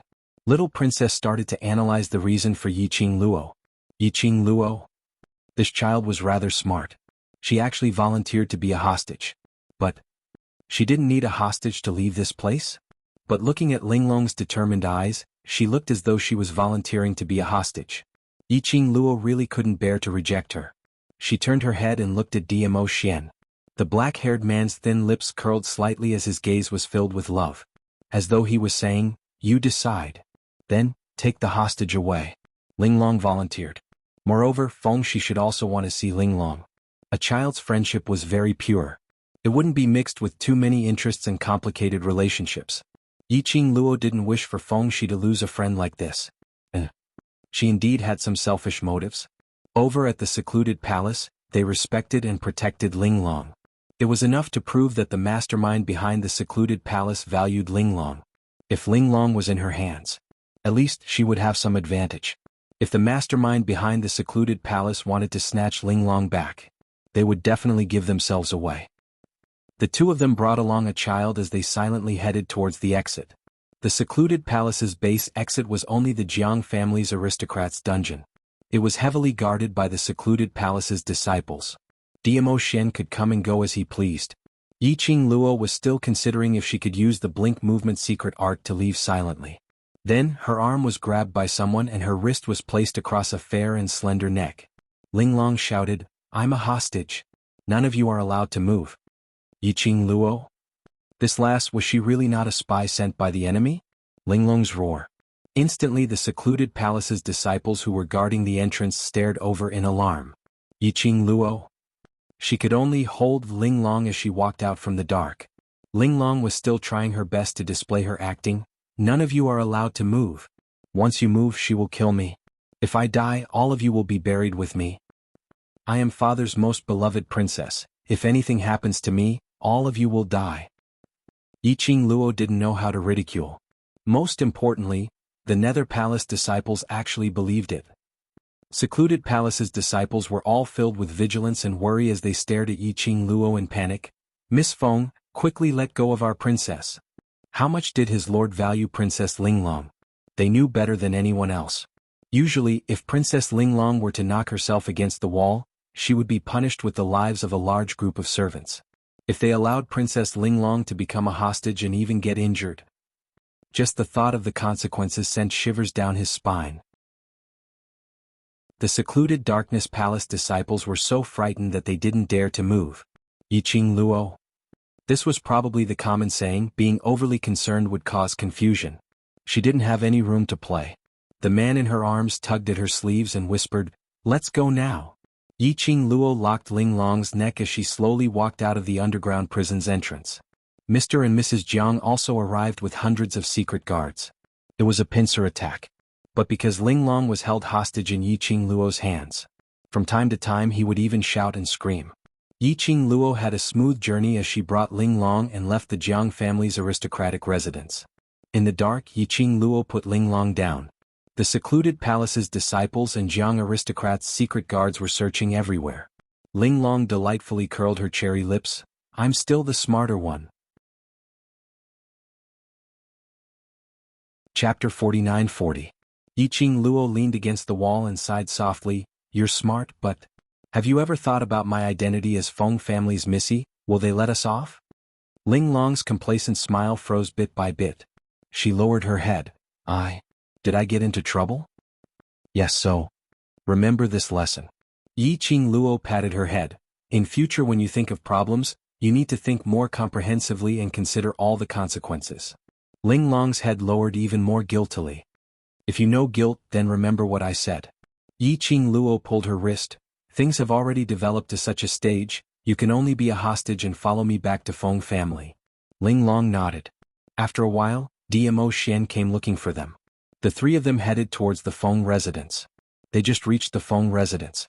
As expected, they saw the secluded palace's disciples and the Jiang family's secret guards guarding outside. But they were just loitering outside and had no intention to barge in. Yiqing Luo squinted her eyes slightly as she vaguely noticed that a wisp of profound glow was faintly discernible in the sky above the Feng residence. "Is it an enchantment?" Yiqing Luo asked. DMO Xian nodded. "It should be an enchantment conjured by maternal grandfather." Maternal grandfather? This man, he changed his words really smoothly. The three of them avoided the secluded palace's disciples and approached the Feng residence from the side door. Yiqing Luo was still thinking of ways to send a message out for her maternal grandfather to fetch her. DMO Xian held her little hand and pressed it on the barrier of the enchantment. The moment her fingers touched it, the profound glow shot out. The three of them entered the Feng residence. "Feng family's bloodline can enter," DMO Xian explained. When Yiqing Luo and the rest entered, Feng family's patriarch who had set up the enchantment naturally sensed it. When Yiqing Luo pulled Ling Long to the main hall, Feng family's patriarch had already welcomed them. Little Luo, are you all right?" The old man's eyes were red as his trembling hand stretched out towards Yiqing Luo. Yiqing Luo hugged her maternal grandfather and said softly, "I'm all right, look at me, haven't I come back safe and sound?" The old man pulled Yiqing Luo and sized her up for a while until he was sure that Yiqing Luo indeed had no injuries on her before he was assured. It was at this moment that he noticed DMO Xian who was standing not too far away. "Xiao Xian is here too. Come here, come here." The old man's eyes lit up as he beckoned to DMO Xian. "Yiqing Luo? What kind of name was that?" But when he saw DMO Xian obediently walking to his side, allowing Patriarch Feng to pat his shoulder, listening to the old man's brainwashing greeting, "Little Xian is little Xian, grandfather handing little Luo over to you was indeed the right choice.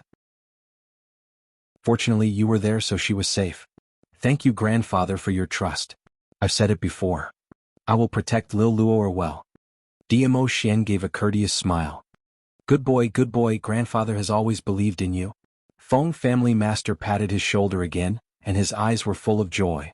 Yiqing Luo, she had no idea what had happened between Grandpa and Xian while she was away. But Grandpa liked Xian so much. She didn't have to worry about how to make her family accept Xian's existence.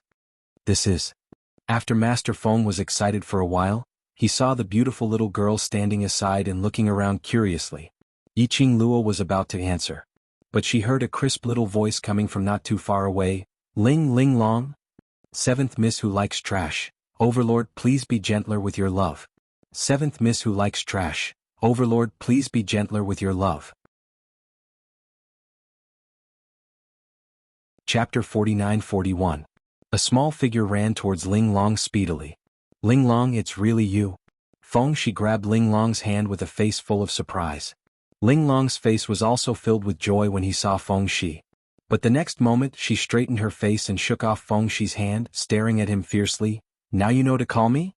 Why didn't you tell me when you were leaving?" Feng Shi's little head drooped. Because you weren't there at that time. You left without a word. Have you ever thought about my feelings?" Ling Long bit his lower lip and continued to be fierce. Feng Shi stretched out her little hand to grab Ling Long's hand and said in a weak voice, I left you a message, Ling Long, what if I didn't see it?" Feng Shi's little face turned pale as she looked at Ling Long with red eyes. "Ling Long, I really didn't mean to at that time. I had no choice." He hurriedly explained, "Sister took a huge risk to sneak in there to save me. I can't drag her down." The fierce look on Ling Long's face faded slowly. She grabbed Feng Shi's hand hard. "Next time, do you dare to leave me like this?" Feng Shi was stunned and shook her head quickly. No. The two little ones looked at each other and smiled. Children's friendship was extremely pure. It wouldn't be mixed with any interest disputes. Although, their positions might not be the same. But, such a pure friendship, perhaps it could change a lot of things. It was rare for Feng family's master to see his grandson like this. He looked like a real child. He stared at Ling Long with some doubts. Yiqing Luo held Feng family patriarch's arm and said with a smile, "Children should play with other children, let's not disturb them." She held Feng family patriarch's arm and looked at Granny Feng. "Granny Feng, keep an eye on them with the secret guards." When they entered the hall, Yiqing Luo then explained Ling Long's identity. Feng family patriarch's expression changed abruptly. "What? The Princess of Abyss Palace? Why did you bring her here? Accompany Cece and be a hostage at the same time." Yiqing Luo paused for a moment and narrated the matter of secluded Darkness Palace and Jiang family's aristocrats colluding with each other, and now they were all gathered outside the Phoenix residence, ready to make trouble in a concise and comprehensive manner. A few pieces of news came down one after another. Patriarch Feng was a little confused. When Diamo Xian sent Feng Shi back. Therefore he only told him to set up a barrier to prevent anyone from kidnapping Feng Shi again. But he didn't expect things to develop to this point. Yiqing Luo supported Feng family's patriarch to sit down as she spoke with a solemn expression. "Today's actions should have alerted the enemy. I'm afraid that secluded palace's side will take action soon." With how careful and cunning the Abyss Palace was, once the Abyss Palace took action, the Abyss Palace would definitely be destroyed. The entire God world would definitely suffer a huge blow. It's best to inform little uncle's side to be prepared. Yiqing Luo continued. The heavens of the God world were about to change. Everything was as Yiqing Luo had predicted. The various aristocrats in the God realm had started to show signs of being divided. Towards the Feng family who had been in charge of the God realm for a long time, the various aristocrats had long accumulated a lot of resentment. If the Feng family's acting God Emperor was recognized by the Divine Phoenix and obtained the Divine Phoenix's inheritance, everyone could still accept it. Seventh Miss who likes trash. Overlord, please be gentler with your love. Seventh Miss who likes trash. Overlord, please be gentler with your love. Chapter 49-42. But unfortunately, Feng Liqiong did not obtain the inheritance of the Divine Phoenix. It was only because of the former Divine Emperor that he had the acting position today, who didn't want to be above others, who didn't want to control the entire God realm. When this dissatisfaction and the desire for power, there was a little push. The aristocrats of the various aristocratic families, their hearts began to burn with the fire of desire. The surface of the God realm was calm. In fact, it had begun to develop in an unpredictable direction. It was very obvious to Feng Liqiong that the nobility clan's attitudes toward him had changed. Feng Liqiong received the summons from the Feng family's patriarch and returned to the Feng residence angrily. She heard about the Palace of Darkness again. She was so angry that she almost died on the spot. "All of you want my position. Why don't you think about who has been handling the mess in the God realm for so many years? When something happens, all of you hide faster than anyone else. Now you're full of ambition. It's no use throwing a tantrum now." Yiqing Luo leaned back on the chair lazily. Feng Liqiong glared at her. "Isn't it all because of you? Logically speaking, the Palace of Darkness's target has always been the position under your ass. Even if it's not now, they will do it later." Yiqing Luo shrugged her shoulders, "And, by then I'm afraid you will unknowingly become cannon fodder. Speaking of which, you have to thank me." Yiqing Luo's pink lips curled up frivolously as her long and narrow eyes twinkled with playfulness. "Let me give you a suggestion." Yiqing Luo chuckled as she enunciated each word clearly. "Now, while the Palace of Darkness is just starting, secretly remember those aristocrats whose attitude has changed. And then, secretly mess with them. Perhaps you can sit in this position for a little longer." Feng Liqiong's face darkened. "Don't try to talk nonsense with me. I'll dig out that damn dark nether palace right now. If you can dig it out, your position will not be so unstable now." Yiqing Luo raised her eyebrows and slowly straightened her body. "Little uncle, you'd better think of a way to win people's hearts and secure your position." Feng Liqiong was burning with anger. Hearing Yiqing Luo's words, her eyes were filled with anger. Yiqing Luo's words were obviously questioning his ability. They questioned whether he had the ability to sit firmly on the position of the acting God Emperor. His vision suddenly turned towards Yiqing Luo's side, to that outstanding man, Diamo Xian. The Imperial Palace's venerable sovereign, right? Feng Liqiong had heard of this name before. The name of Venerable Emperor. In the lower realm, it was a symbol of nobility and mystery. There were also rumors about him in the god world. It was said that the master of the imperial palace, Di Zun, was also from the divine world. Moreover, they were not affected by the boundary, and they could freely travel between the major boundaries. He was a mysterious and unfathomable expert. No one knew where he came from or where he was. Compared to a mysterious force like the Red Clear Pavilion, the Emperor Palace was much more powerful. It was even more shocking. In the past, there had been nobles from the god world who had wanted to recruit them into their forces. Finally, that nobleman's entire family was annihilated. It was enough to prove how powerful this person was. As time went by, even in the god world, no one dared to go near the imperial palace. Feng Liqiong searched for information about Dmo Xian in her mind. Since you want to marry our little Luo, shouldn't you show some sincerity? Chapter 49-43. Feng Liqiong knew about the relationship between Dmo Xian and Yiqing Luo. It was just that when Dmo Xian went to the Feng family to interact with old Master Feng, he didn't come back, but from the secret guard of the Feng residence. Old Master Feng couldn't be more satisfied with this grandson-in-law, but he just couldn't stand Dmo Xian. What kind of dog was he, standing out and saying that he wanted to marry little Luo? Did he think that it was so easy to marry a lady from the Feng residence? So what if he was powerful and had a distinguished status? He couldn't even settle a wild chicken like Nether Palace, he was just a waste. This dog Nether Palace, I'll leave it to you. If you can't settle it, don't even think of marrying our little Luo. Feng Liqiong sneered. What nonsense are you talking about? Feng Liqiong threw the teacup over. Don't you want a junior to help you settle your own matter? Don't you have any shame? I'm just testing his abilities. Feng Liqiong said with a straight face. Yiqing Luo almost believed what he said. Get lost. Feng Clan's master glared at his son angrily. Don't think about little Luo and little Xian. I have specially investigated the forces of the Palace of Darkness. To be able to avoid the heavenly way and commit atrocities in the lower realms, almost annihilating the lower realms, and now to be able to quietly take root in the god realm, and quietly instigate so many aristocrats. That's enough to prove that this force is not to be underestimated.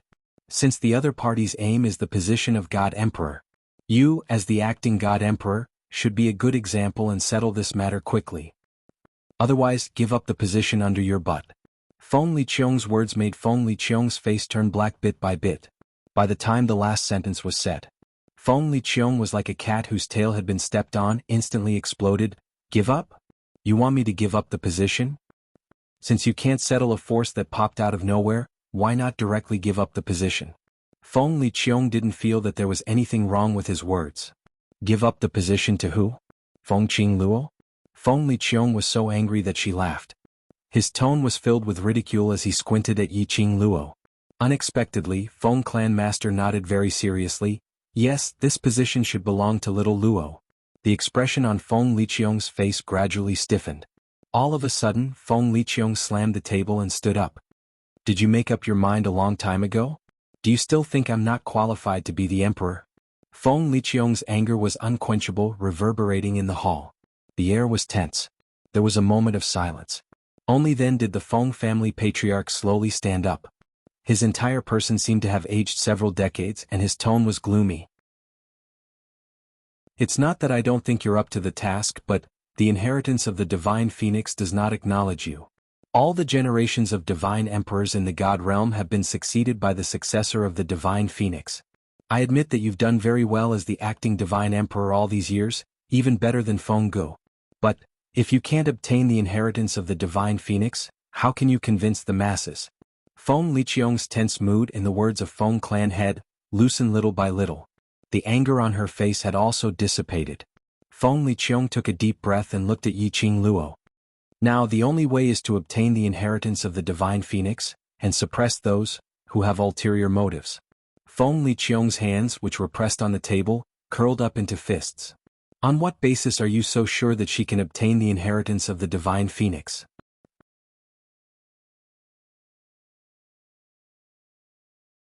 Chapter 49-44. Based on the fact that she is Xiao Ji's daughter. Feng Clan Master said each word with great strength. Feng Liqiong slammed her fist on the table again. The sandalwood table broke into pieces and fell to the ground. Feng Liqiong's position was very close to Yiqing Luo. The table shattered and splinters of wood flew everywhere. In the instant that Feng Liqiong swung her fist, Diamo Xian had already stood up and pulled the young lady into his arms. Turning his back, he protected the young lady tightly in his arms. The sawdust hit Diamo Xian's back. Feng Clan Master's complexion changed. Why are you angry? If you can't obtain the recognition of the Divine Phoenix's inheritance, then it's your own incompetence. Feng Liqiong's eyes were filled with rage. He clenched his teeth as he stared angrily at Yiqing Luo, and then stared at Patriarch Feng. With a wave of his sleeves, he turned around and walked out of the hall. No matter how Feng Clan Master shouted behind him, he didn't look back. This unfilial son, I'm so mad. Master Feng was so angry that his chest was moving up and down. He staggered back and sat on the chair. Yiqing Luo hurriedly went over and placed her slender little hand on Feng family's patriarch's shoulder. Grandfather, don't be angry. If you get angry, no one will be able to protect me. The girl's soft voice reduced Feng Clan Master's anger a lot. Listening to the young lady's words, he squinted at Diamo Xian. Isn't there someone protecting you very well? Yiqing Luo's little hands circled around the old man's neck.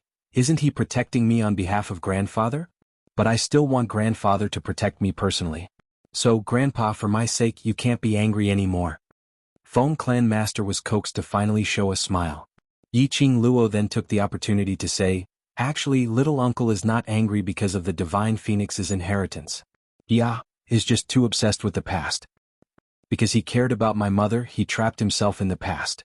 He just wanted to prove that he wasn't worse than my mother. Feng Clan Master sighed lightly. How can I not know? Feng Liqiong's greatest obsession was that Feng Gu had once ruined everything for a man. He thought he hated Feng Gu. But the so-called hatred was just because he cared too much. He stubbornly wanted to become the true emperor of divine emperors. He wanted to prove that he was as capable as Feng Gu. Therefore he had been paranoid and had distorted his thoughts. On this point, this made Yiqing Luo think of Zhu Wuxian. Because of his own obsession, that man could no longer walk out of it. Actually, those disloyal nobles are already disloyal. Even if a divine emperor who has obtained the inheritance of the divine phoenix and is acknowledged by the divine emperor appears, I'm afraid it will be of no use. The people of the god world were godlike existences that stood above all the other worlds. Arrogance, conceit, and complacency were the norm. Obeying the emperor of the divine emperor was just a long-standing habit. However, the moment he harbored other thoughts in his heart, this kind of habit was easily broken. They could be their own masters. Why should he submit to others? So what if he obtained the inheritance of the divine phoenix? Obtaining the inheritance of the divine phoenix is not just to let the people in the god realm acknowledge your existence. Patriarch Feng patted the back of Yiqing Luo's hand. The target of the Palace of Darkness is you. With the divine phoenix profound heart jade, you are the best vessel. If grandfather is not by your side and Xiao Xian is not by your side, what should you do? As long as you obtain the inheritance of the divine phoenix, inherit the position of the divine emperor, and activate the Feng bloodline, you will have enough power to protect yourself. In this way, grandfather can be rest assured. 7th Miss Who Likes Trash. Lord Overlord, please be gentler and collect it. 7th Miss Who Likes Trash. Lord Overlord, please be gentler and hit me. Chapter 49-45. Yiqing Luo pursed her lips slightly, but I may not be able to get the inheritance of divine phoenix. You can. Feng family patriarch slowly held Yiqing Luo's hand and pointed at the ring and bracelet on her hand. Before Xiaogu passed away, she sealed you for thousands of years and specially sent you to the lower realm, to protect you. Xiaogu must have her reasons for doing this. These are all left by Xiaogu for you. It is also a symbol of you being her successor. Azure Dew bracelet, Azure Dew 5-piece set. These all belong to her mother. Yiqing Luo recalled that she had seen countless times in the Palace of Darkness with her mother's portrait carved on the stone wall. The top was also carved with the pattern of the Azure Dew 5-piece set. Her eyelashes fluttered slightly. That's right, Azure Dew 5-piece set could open the seal to the Emperor God's tomb. And her mother left all these for her. Didn't this already explain everything? But how to get the inheritance of Divine Phoenix? Even I don't know. Feng family patriarch's eyes were serious. I think, if it is Xiao Luo, there must be a way. The hope in the old man's eyes seemed to place all his hopes on her. Yiqing Luo couldn't say anything to reject. Grandfather. A mellow and husky male voice spoke respectfully. Dmo Xian stood behind Yiqing Luo and placed one hand on her slender shoulder. His thin lips curled up as he said firmly, "I will accompany Xiao Luo." Feng family patriarch pulled their hands together and patted them lightly. "If the two of you can be of one heart and stick to each other, I believe that everything will be solved easily." On the second day after Yiqing Luo brought the hostage Linglong back to the Feng residence, a group of people appeared at the entrance of the Feng residence. That was, dressed in black robes, they were disciples of the Palace of Darkness. Surrounded by countless of Palace of Darkness disciples and Jiang family's secret guards, they stood at the entrance of the Feng residence and handed over their visiting cards. Their leader was a man dressed in a luxurious brocade robe. He was dressed in a noble and luxurious outfit. However, the man was wearing a mask, revealing only two eyes that were as deep as the sea. The man was riding a white horse that was completely different from the rest of the team. Behind the white horse was a luxurious carriage. When Yiqing Luo saw the calling card, she went into a slight blank. Was she seeing things? This is an invitation from the Dark Nether Palace? The Dark Darkness Palace had come out from its hiding place? This was a big move. Incredible. I'm not going. A hand reached out and took the visiting card away, then threw it into the hands of the servant guarding the door. Go and reject him. Wait. Yiqing Luo's arms encircled that person's waist as she raised her head. Since Secluded Palace has invited us so openly, let's go over and take a look. He was quite curious as to what the Dark Palace was up to. No. Dmo Xian rejected Yiqing Luo's idea without any hesitation. Yiqing Luo blinked her eyes. The gloomy palace had always been hiding in a dark corner. Now he was walking out openly. There must be a reason behind it.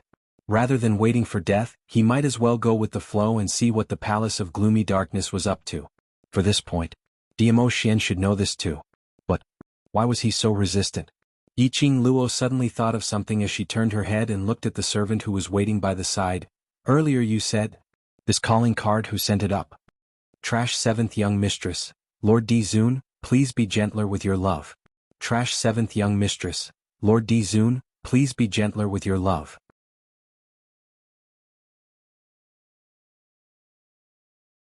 Chapter 49-46. That person called himself the Palace Master of the Nether Palace, the servant replied. Yiqing Luo, as expected. This was the reason for Dmo Xian's abnormal behavior. He didn't want her to have anything to do with the Palace Master of the Palace of Gloomy Palace, Gu Jingyu. Gu Jingyu, that had once saved her. And the man who turned her into a puppet of Netherworld Palace? He was indeed someone whom Dmo Xian was unwilling to let her get close to. After all, it was a man that she couldn't hate, yet she felt guilty about. Compared to Zhu Wuxing, Dmo Xian was even more worried about Gu Jingyu. Of course, this was not because she had any thoughts about Gu Jingyu. Instead, it was Gu Jingyu's current appearance. It was more or less to soften her heart. However, Yiqing Luo's brows rose slightly. If I didn't remember wrongly, Gu Jingyu should be in the Qiao residence in the Earth domain right now, being guarded by the World Group's brothers. Why did he appear here? The Palace of Gloomy Darkness has gotten him out again? Back then, in order to save her, Gu Jingyu had turned himself into a puppet of the Gloomy Palace. Then, the person behind the scenes from Dark Ghost Palace controlled his body. After that, after spending a Herculean effort, he forced the person behind the scenes of the Dark Palace out of Gu Jingyu's body. Therefore, she imprisoned him in the Qiao Mansion. The people from the Palace of Gloomy Darkness had not only gotten Gu Jingyu out, he had also brought Gu Jingyu to the God world. From the looks of it, they were obviously here for her. The current Gu Jingyu. Was it still that puppet from Dark Nether Palace? In any case, you are not allowed to go. Dmo Xian didn't care what Gu Jingyu's motive was. She clasped the young lady's slender waist and her deep black eyes were a sheet of darkness. Yiqing Luo was just about to say something. Another servant hurried over. Little miss, the one outside asked me to bring you a message. He said that you'd better listen to what he has to say before deciding whether or not to see him. As the servant was speaking, he was shivering under Dmo Xian's stare, almost on the verge of crying. His voice was trembling non-stop. Yiqing Luo stretched out her hands and blocked Dmo Xian's eyes, glaring at him. Don't scare me. If grandfather sees this, I'll deduct your impression points. No. Dmo Xian was incomparably calm. Grandfather wholeheartedly wants me to marry into his family. Yiqing Luo. Are you proud of marrying into his family? Yiqing Luo pinched his face and looked at the servant. Don't bother about him, carry on. The servant trembled in fear. That person outside said that young Miss Feng is living a carefree and unfettered life in the immortal realm. I believe you would like to know how your brothers are doing. If you are interested, let's meet up in the Jiang Manor. Yiqing Luo's expression suddenly congealed. Her long and narrow eyes seemed to be overflowing with light. She knew Gu Jingyu was referring to the brothers of the World Group. What he meant was, the World Group members were in his hands. Or could it be that he knew about the World Group's current situation and wanted to share it with her? This Gu Jingyu was such a prick, and he tried every possible way to ask her to meet him. What was the reason behind it? He just felt that this was a little interesting. Don't think too much. DMO Xian held her chin as he easily saw through the young lady's thoughts. If you want to know about the World Group's current situation, I can tell you about it. It's not like I'm not bringing you along. What's there to be anxious about? Yiqing Luo raised her hand and held his arm. If there's anything wrong, just bring me along and run. DMO Xian put down his hand, but his brows were still tightly knitted into a bundle.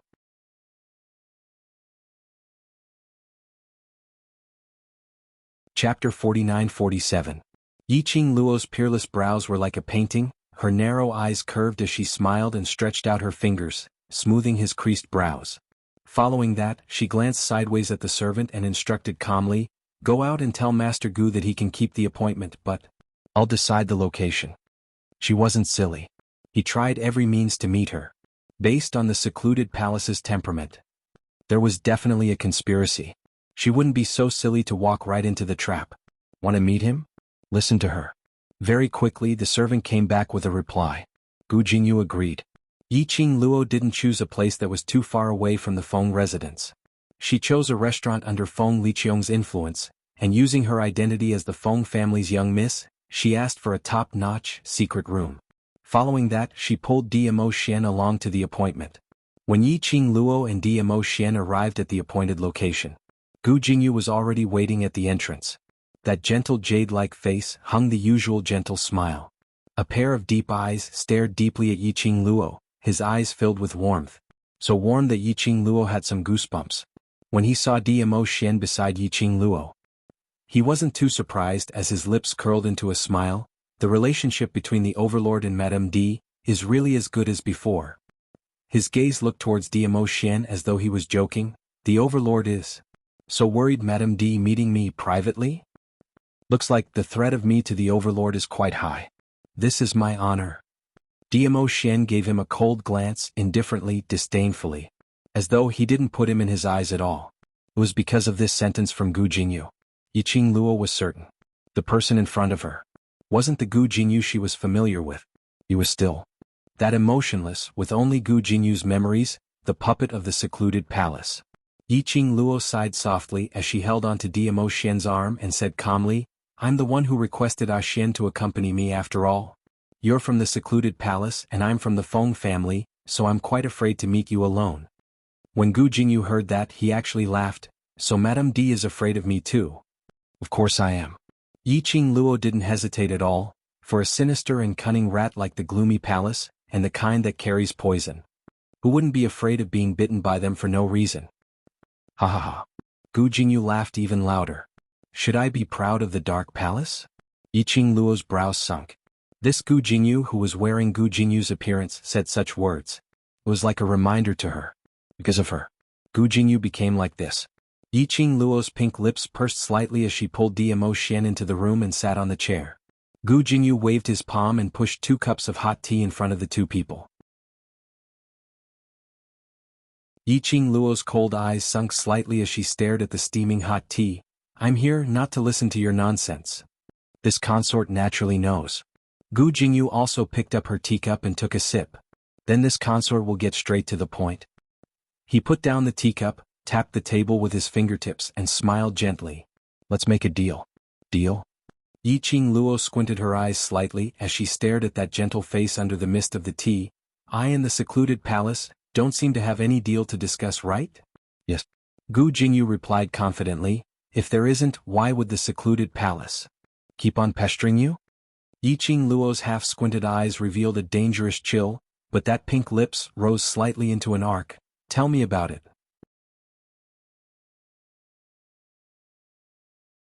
Chapter 49-48. At this moment, Gu Jingyu's lips curled upwards mysteriously as his fingertip tapped lightly on the lid of his cup. "Overlord Madame D. Why? Don't you dare to drink tea?" He laughed lowly as his gentle eyes were filled with ridicule and provocation. "This is Madame D's turf. Are you afraid that I have poisoned you? The one who is afraid should be you, Palace Lord." Yiqing Luo gave a cold harumph as she lowered her eyes onto the misty tea in the cup as her lips curled up in ridicule. "Perhaps Palace Lord can give it a try, to see if your poison is stronger or mine." "Of course it's Madame D." Gu Jingyu replied without any hesitation. "Madame D's poison is known as the world's #1 poison. Even Miss Qinggu is unable to resist it, so how would I dare to compare with Madame D?" Yiqing Luo swept her sleeves. It was as though a flame was leaping as it rose up. The young lady's fair palm slapped onto her palm. Profound rays burst forth. The teacup floated into the air as it splashed onto Gu Jingyu's face. The boiling hot tea splashed onto Gu Jingyu's body with a whoosh. "Since you know, why are you still playing such tricks in front of me?" Gu Jingyu had no intention to avoid it at all. He allowed the tea to soak his luxurious brocade robe. He lowered his eyes as he watched the tea leaves swirling on his robe, but there wasn't much change in his expression. "Why don't we pour this cup into Palace Lord's mouth? How about that?" Yiqing Luo's fair finger swept across. She directly took the teacup in front of Dmo Xian into her hands. She stood up as her blazing sleeves fluttered like fire. That exquisite white jade porcelain contrasted with the red flames of the flames. It made that young lady's fair fingers emitted a jade-like luster. She walked straight towards Gu Jingyu. "Madame D, I'm just joking." Gu Jingyu gave a warm smile as he immediately stood up and avoided Yiqing Luo's outstretched hand. That jade-like fair hand flashed past his eyes. A strange glint flashed past his pupils. It was fleeting. Yiqing Luo had no intention to force him. She placed the teacup heavily on the table in front of Gu Jingyu. "I was just joking." Saying that, she turned around and returned to Dmo Xian's side. She knew it. As soon as he arrived at the restaurant, he saw Gu Jingyu waiting there. Something bad must have happened. He even wanted to poison the teacups. He wondered if his brain had been kicked by a donkey. Yiqing Luo sat back on the chair as she raised her brows lazily. "So Palace Lord's visit this time round is to ask me to cure Miss Qinggu of the poison?" "No, no, no." Gu Jingyu smiled and shook his head. "Miss Qingji's poisoning is a personal matter between her and the Emperor Lady. If the Emperor Lady is unwilling to cure her, then it's her own bad fate." His tone was very light and indifferent. It was as if Qingji's life and death were insignificant to him. Yiqing Luo couldn't be bothered with their twists and turns. "Cut the crap, I'm very busy." She stared at D. Vinegar jar Mo Xian's pressure and brought Dmo Xian here, not to listen to his nonsense. This time round, Gu Jingyu didn't keep her in suspense. "The Emperor Lady should already know the reason why secluded palace needs you, right?" "I don't know." Yiqing Luo lazily dug her ears.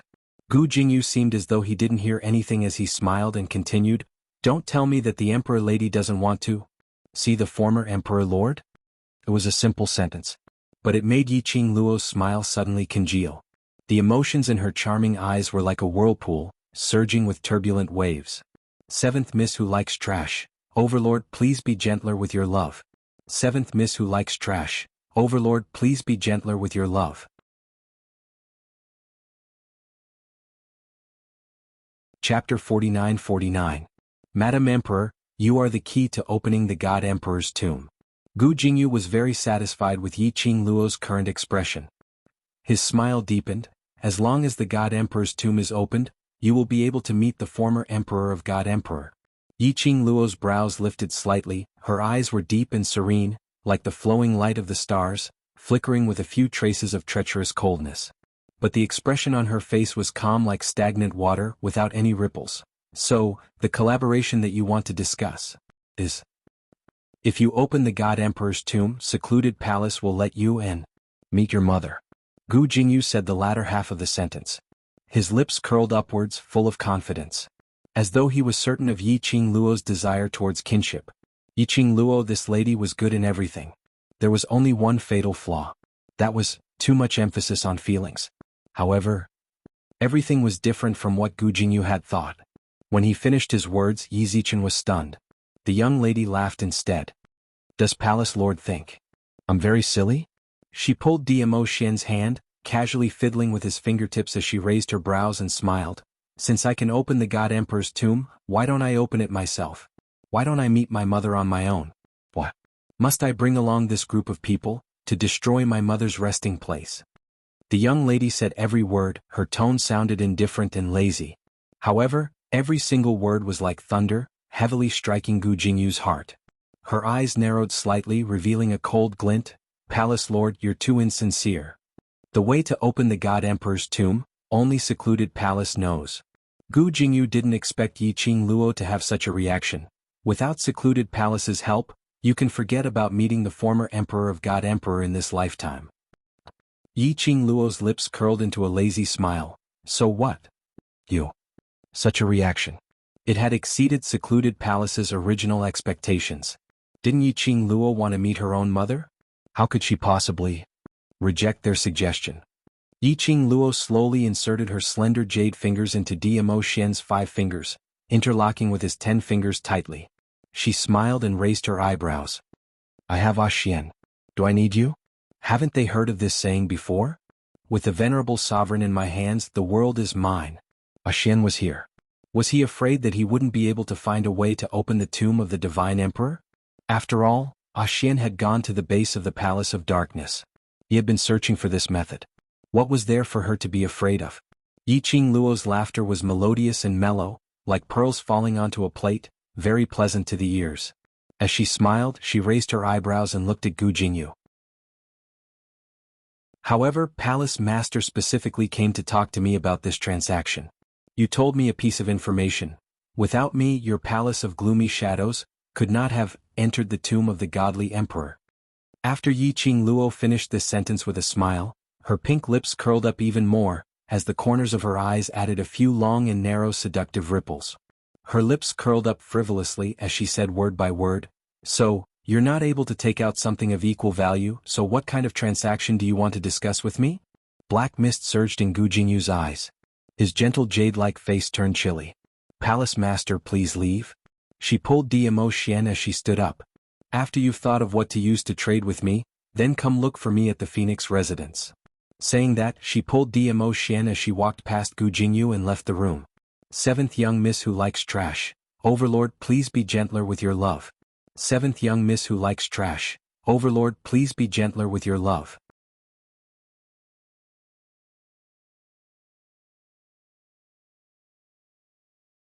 Chapter 4950. Gu Jingyu sat on the chair in a daze. Until the young lady walked past him. He abruptly regained his senses. He stood up abruptly and turned his head over. His line of sight fell onto the young lady and the man's hands. From the beginning till the end, their fingers were clasped together. Wait. Inexplicably, the voice of stopping had already spilled out from his mouth. His gentle face at this moment was filled with a complicated emotion. His deep black eyes stared intently at her hand. The fiery young lady paused her footsteps, tilted her head to look at him, her long and narrow eyes, calm and indifferent. Gu Jingyu's throat tightened. He just stared at Yi Qing Luo. Staring at their clasped hands. The bottom of his heart felt as if there were dense needles pricking. He didn't know why he called out to her. He also didn't know why he felt so depressed at this moment. The bottom of his heart felt as if there was a huge net densely covering his heart, making him unable to find the answer to his abnormal emotions. Palace Lord Gu. A cold mellow voice as if 1,000 years of ice was transmitted into Gu Jingyu's ears. He regained his senses. In front of him, that fiery red-robed young lady was already in the arms of a man in purple robe, tightly sealed, revealing only half of her exquisite face. That absolute possessive posture, noble and elegant with a threatening tone, "Please conduct yourself with dignity." The words fell. The man carried the young lady by the waist and walked away. In a blink of an eye, he disappeared in front of his eyes. It was at this moment. Gu Jingyu's body suddenly seemed to be exhausted, as he sat heavily on the ground. Conduct himself? Conduct himself? His gaze and demeanor earlier. What exactly did it look like? Why, the Overlord asked him to conduct himself. And it was that kind of warning and absolute possessive posture. It was as if he had some improper thoughts towards Yi Qing Luo. Improper thoughts. But that was in the past. The current him should not have any feelings towards her. Why, his heart felt so uncomfortable. A light chuckle was heard from not too far away. Gu Jingyu suddenly raised his eyes vigilantly. What entered his eyes was a section of fiery red robe. The bright fiery color made his eyes reveal a ray of light. Yi Qing. Before he could finish his sentence, the expression on Gu Jingyu's face gradually froze. That wasn't Yi Qing Luo.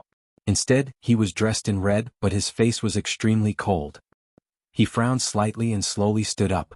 Pavilion Master Chu, how have you been?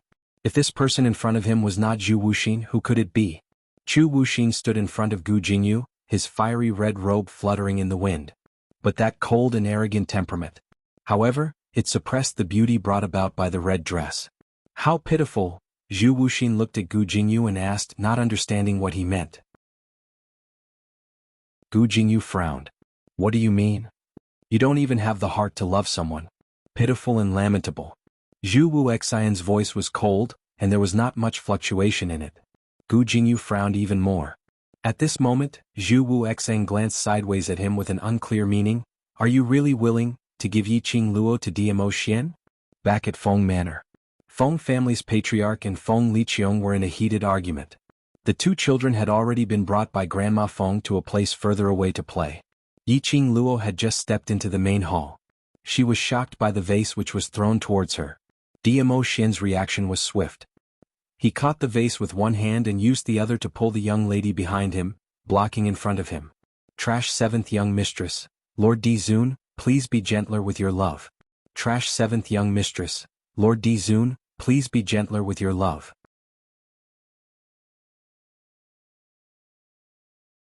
Chapter 49-51.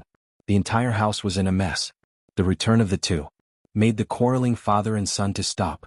Yi Qing Luo carefully poked her head out and hugged the vase in Diamo Xian's hands tightly as she walked over. Are you two trying to demolish the house? Don't you know that everything in the house is very expensive? She put the vase back in place and turned to look at Feng Liqiong. Why? The minute I'm not at home you start quarreling? Feng family's patriarch was about to speak. Yi Qing Luo had already walked over to Feng Liqiong. Uncle, do you want to explain to me why did you start a fight with grandfather? Feng Liqiong's face darkened with a, I'm mad, don't provoke me attitude. It indeed looked scary. Little Luo, don't talk so much with him, his brain is spoiled. Feng family's patriarch gave his son an angry stare. Towards Feng Liqiong's black face, Yi Qing Luo wasn't afraid at all. She walked over to Feng Liqiong and sat down, staring straight at Feng Liqiong. Staring so hard that Feng Liqiong's heart was flustered as he stared back with a black face. What are you looking at? Look at you now, what do you look like? Yi Qing Luo replied indifferently, if mother knew that you and grandfather fought, she would definitely be very upset. The moment this sentence came out, Feng Liqiong's pupils suddenly contracted. His black face instantly covered with frost. She's upset? If she knew that she's upset, she wouldn't have abandoned the Feng family. If she really didn't care, how would she pass away? Yi Qing Luo's voice was very calm. Uncle, you are the brother that mother values the most, you are her pride, what do you think? Now that you've become like this, what kind of blow would it be to her? You can be angry at mother's desperate actions for love, you can be angry at my appearance, but you can't be angry at grandfather. He is an elder, your father, mother's father. Uncle, this. Not only mother will be disappointed, I will also be disappointed in you. The young lady stared at Feng Liqiong, enunciating each word firmly. That pair of charming eyes, from the original enthusiasm, gradually became dim and cold. She stood up, seemingly utterly disappointed. She didn't look at him anymore. If little uncle feels that he really has to continue like this, that everyone in the world has let you down, and that he has to live like this, I have nothing to say. She walked to Master Feng and held Master Feng's arm. Grandpa, let's go. I want to discuss something about my mother with you. Feng family's patriarch walked out of the messy room under Yi Qing Luo's support. But when she reached the door, she turned to look at Feng Liqiong. Grandfather, don't worry. Yi Qing Luo's lips curled craftily as she winked at Patriarch Feng and whispered, he will follow along. In the study, Yi Qing Luo asked Patriarch Feng to take a seat.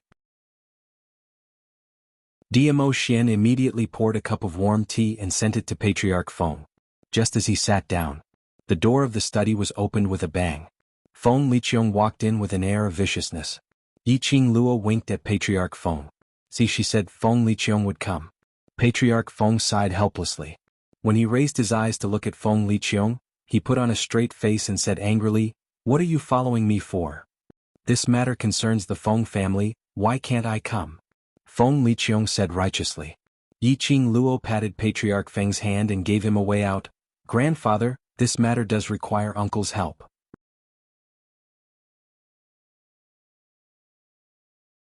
Chapter 4952. Feng family patriarch's expression eased up, but he still snorted coldly. "It's good enough that he doesn't create trouble, what can he do to help?" Yiqing Luo smiled as she changed the topic. "I just met the mistress of the Palace of Nether Palace and roughly know the other party's motive." Mentioning this point, Feng family patriarch's expression changed slightly. "The Palace of Nether Palace are getting more and more daring. Now that they dare to come out from the dark, I think they have already made full preparations. According to my guess, the real mastermind of the Palace of Nether Palace should be suppressed by something." Yiqing Luo recalled the last time when the mastermind possessed Gu Jingyu's body. Her brows creased slightly, and now the other party directly appeared openly. "I'm afraid the mastermind has or is about to recover his peak power." She had never crossed hands with the mastermind of the Palace of Nether Palace, but it was only under the situation where his power was suppressed and his body was restricted. When she faced the mastermind of the Palace of Nether Palace, the pressure was multiplied. Not to mention, the other party was at his peak, probably not fully recovered. DMO Xian stretched out his hand under the table and quietly held the young lady's little hand. The warm palm dispelled the young lady's uneasy emotions. If he had recovered, he wouldn't have asked Gu Jingyu to specially look for you to cooperate. The man's words made Yiqing Luo suddenly thought of something as her eyes flashed. "You mean the mastermind of the Palace of Nether Palace wants to open the God Emperor's tomb, is because they want to make use of the tomb to recover their own power? Moreover, the other party urgently needs the power of the God Emperor's tomb, so at this most crucial juncture he couldn't wait to look for me to request for cooperation?" Thinking of this, it made sense. What did you say?" Feng family patriarch's reaction was huge as he suddenly put down the teacup in his hand and stared at Yiqing Luo with wide eyes. God Emperor's tomb? The Palace of Nether Palace wants to open the God Emperor's tomb? When this sentence came out of Feng family patriarch's mouth carefully, even Feng Liqiong's expression became extremely tense and unsightly. Yiqing Luo nodded. "I want to tell you this matter. Palace of Nether Palace needs me to open the God Emperor's tomb." How could they know about the Divine Emperor's tomb? How is it possible to find the tomb of the Divine Emperor? Master Feng was shocked. Feng Liqiong suddenly grabbed Yiqing Luo's arm. "Secluded palace. Know where the God Emperor's tomb is?" DMO Xian was just about to stretch out his hand to stop Feng Liqiong. Yiqing Luo silently shook her head at him, then her vision shot towards Feng Liqiong. The man's handsome face was devoid of any color. A pair of widened black eyes rippled with layers of ripples. The two hands that were clasping her wrists didn't have much strength and were even trembling slightly. Yiqing Luo pursed her pink lips as she shook her head. "I don't know, the other party only said I am the key to opening the God Emperor's tomb, and Secluded Darkness Palace has a way to let me meet Mother." When the last two words left his mouth, Feng Liqiong's body stiffened. Both his hands seemed to have no strength left. Yiqing Luo's wrist. He slumped into the chair in disappointment. Sister? Can I see my sister?" He muttered softly as though he was possessed. Although Feng family patriarch was shocked, but he still had some rationality. His white brows knitted tightly. Can the Palace of Nether Palace's words be trusted? Seventh Miss who likes trash. Overlord, please be gentler with your love. Seventh Miss who likes trash. Overlord, please be gentler with your love.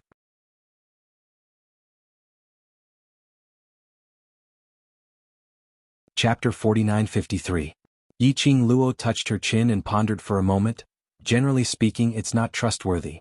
And even if what he said is true, if I really agree to cooperate with him, I'm afraid that before I even see my mother, the first thing he will do after achieving his goal is... Yiqing Luo paused for a moment as she suppressed her voice and curled her lips lightly. "That's right, kill me." She glanced at the dazed Feng Liqiong and emphasized, "No matter if what the Palace of Darkness said is true or false, we don't need to rely on their power to enter the Divine Emperor's tomb. If what the Palace of Darkness said is true, won't we still be able to see my mother after we enter the tomb? Why would we need to cooperate with the Palace of Darkness? But Feng Liqiong, who had been silent, opened his mouth. His voice was very hoarse and his pitch-black eyes stared deeply at Yiqing Luo. Do you know? Where is the Divine Emperor's tomb? Yiqing Luo's pink lips moved, but in the end she didn't say anything. Feng family's patriarch sighed softly. Back then Xiao Gu had already predicted her own consequences, so early on she had already set up her tomb. An extremely mysterious place that was hidden in all the realms.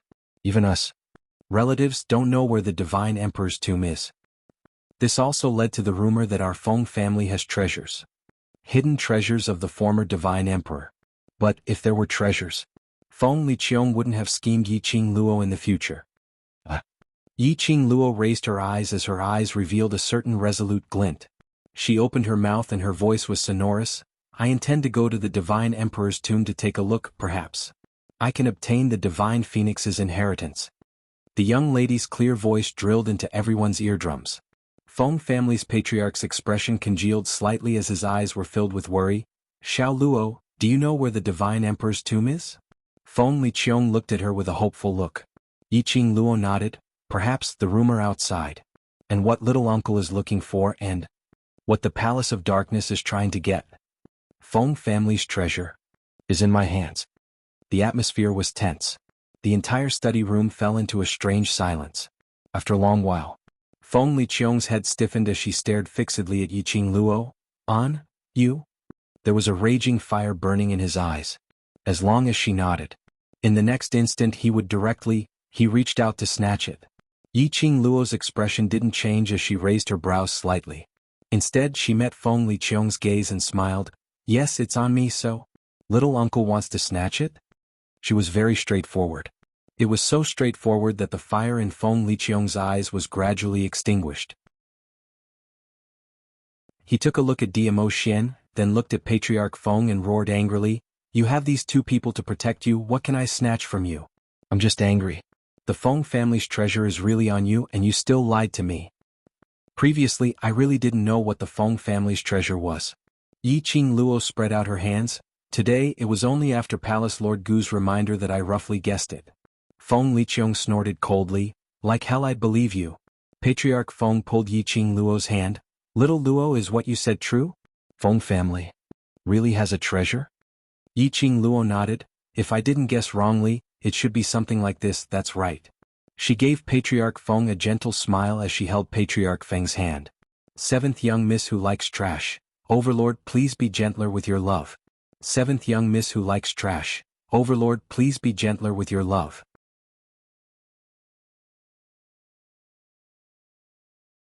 Chapter 4954.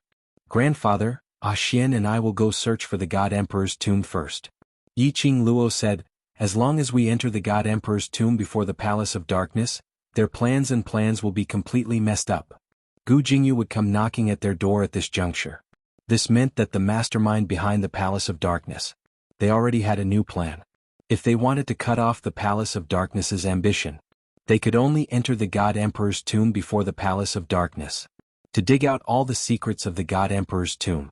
In this way the Palace of Darkness's plan would fail, and they would be able to suppress the Palace of Darkness's ambition.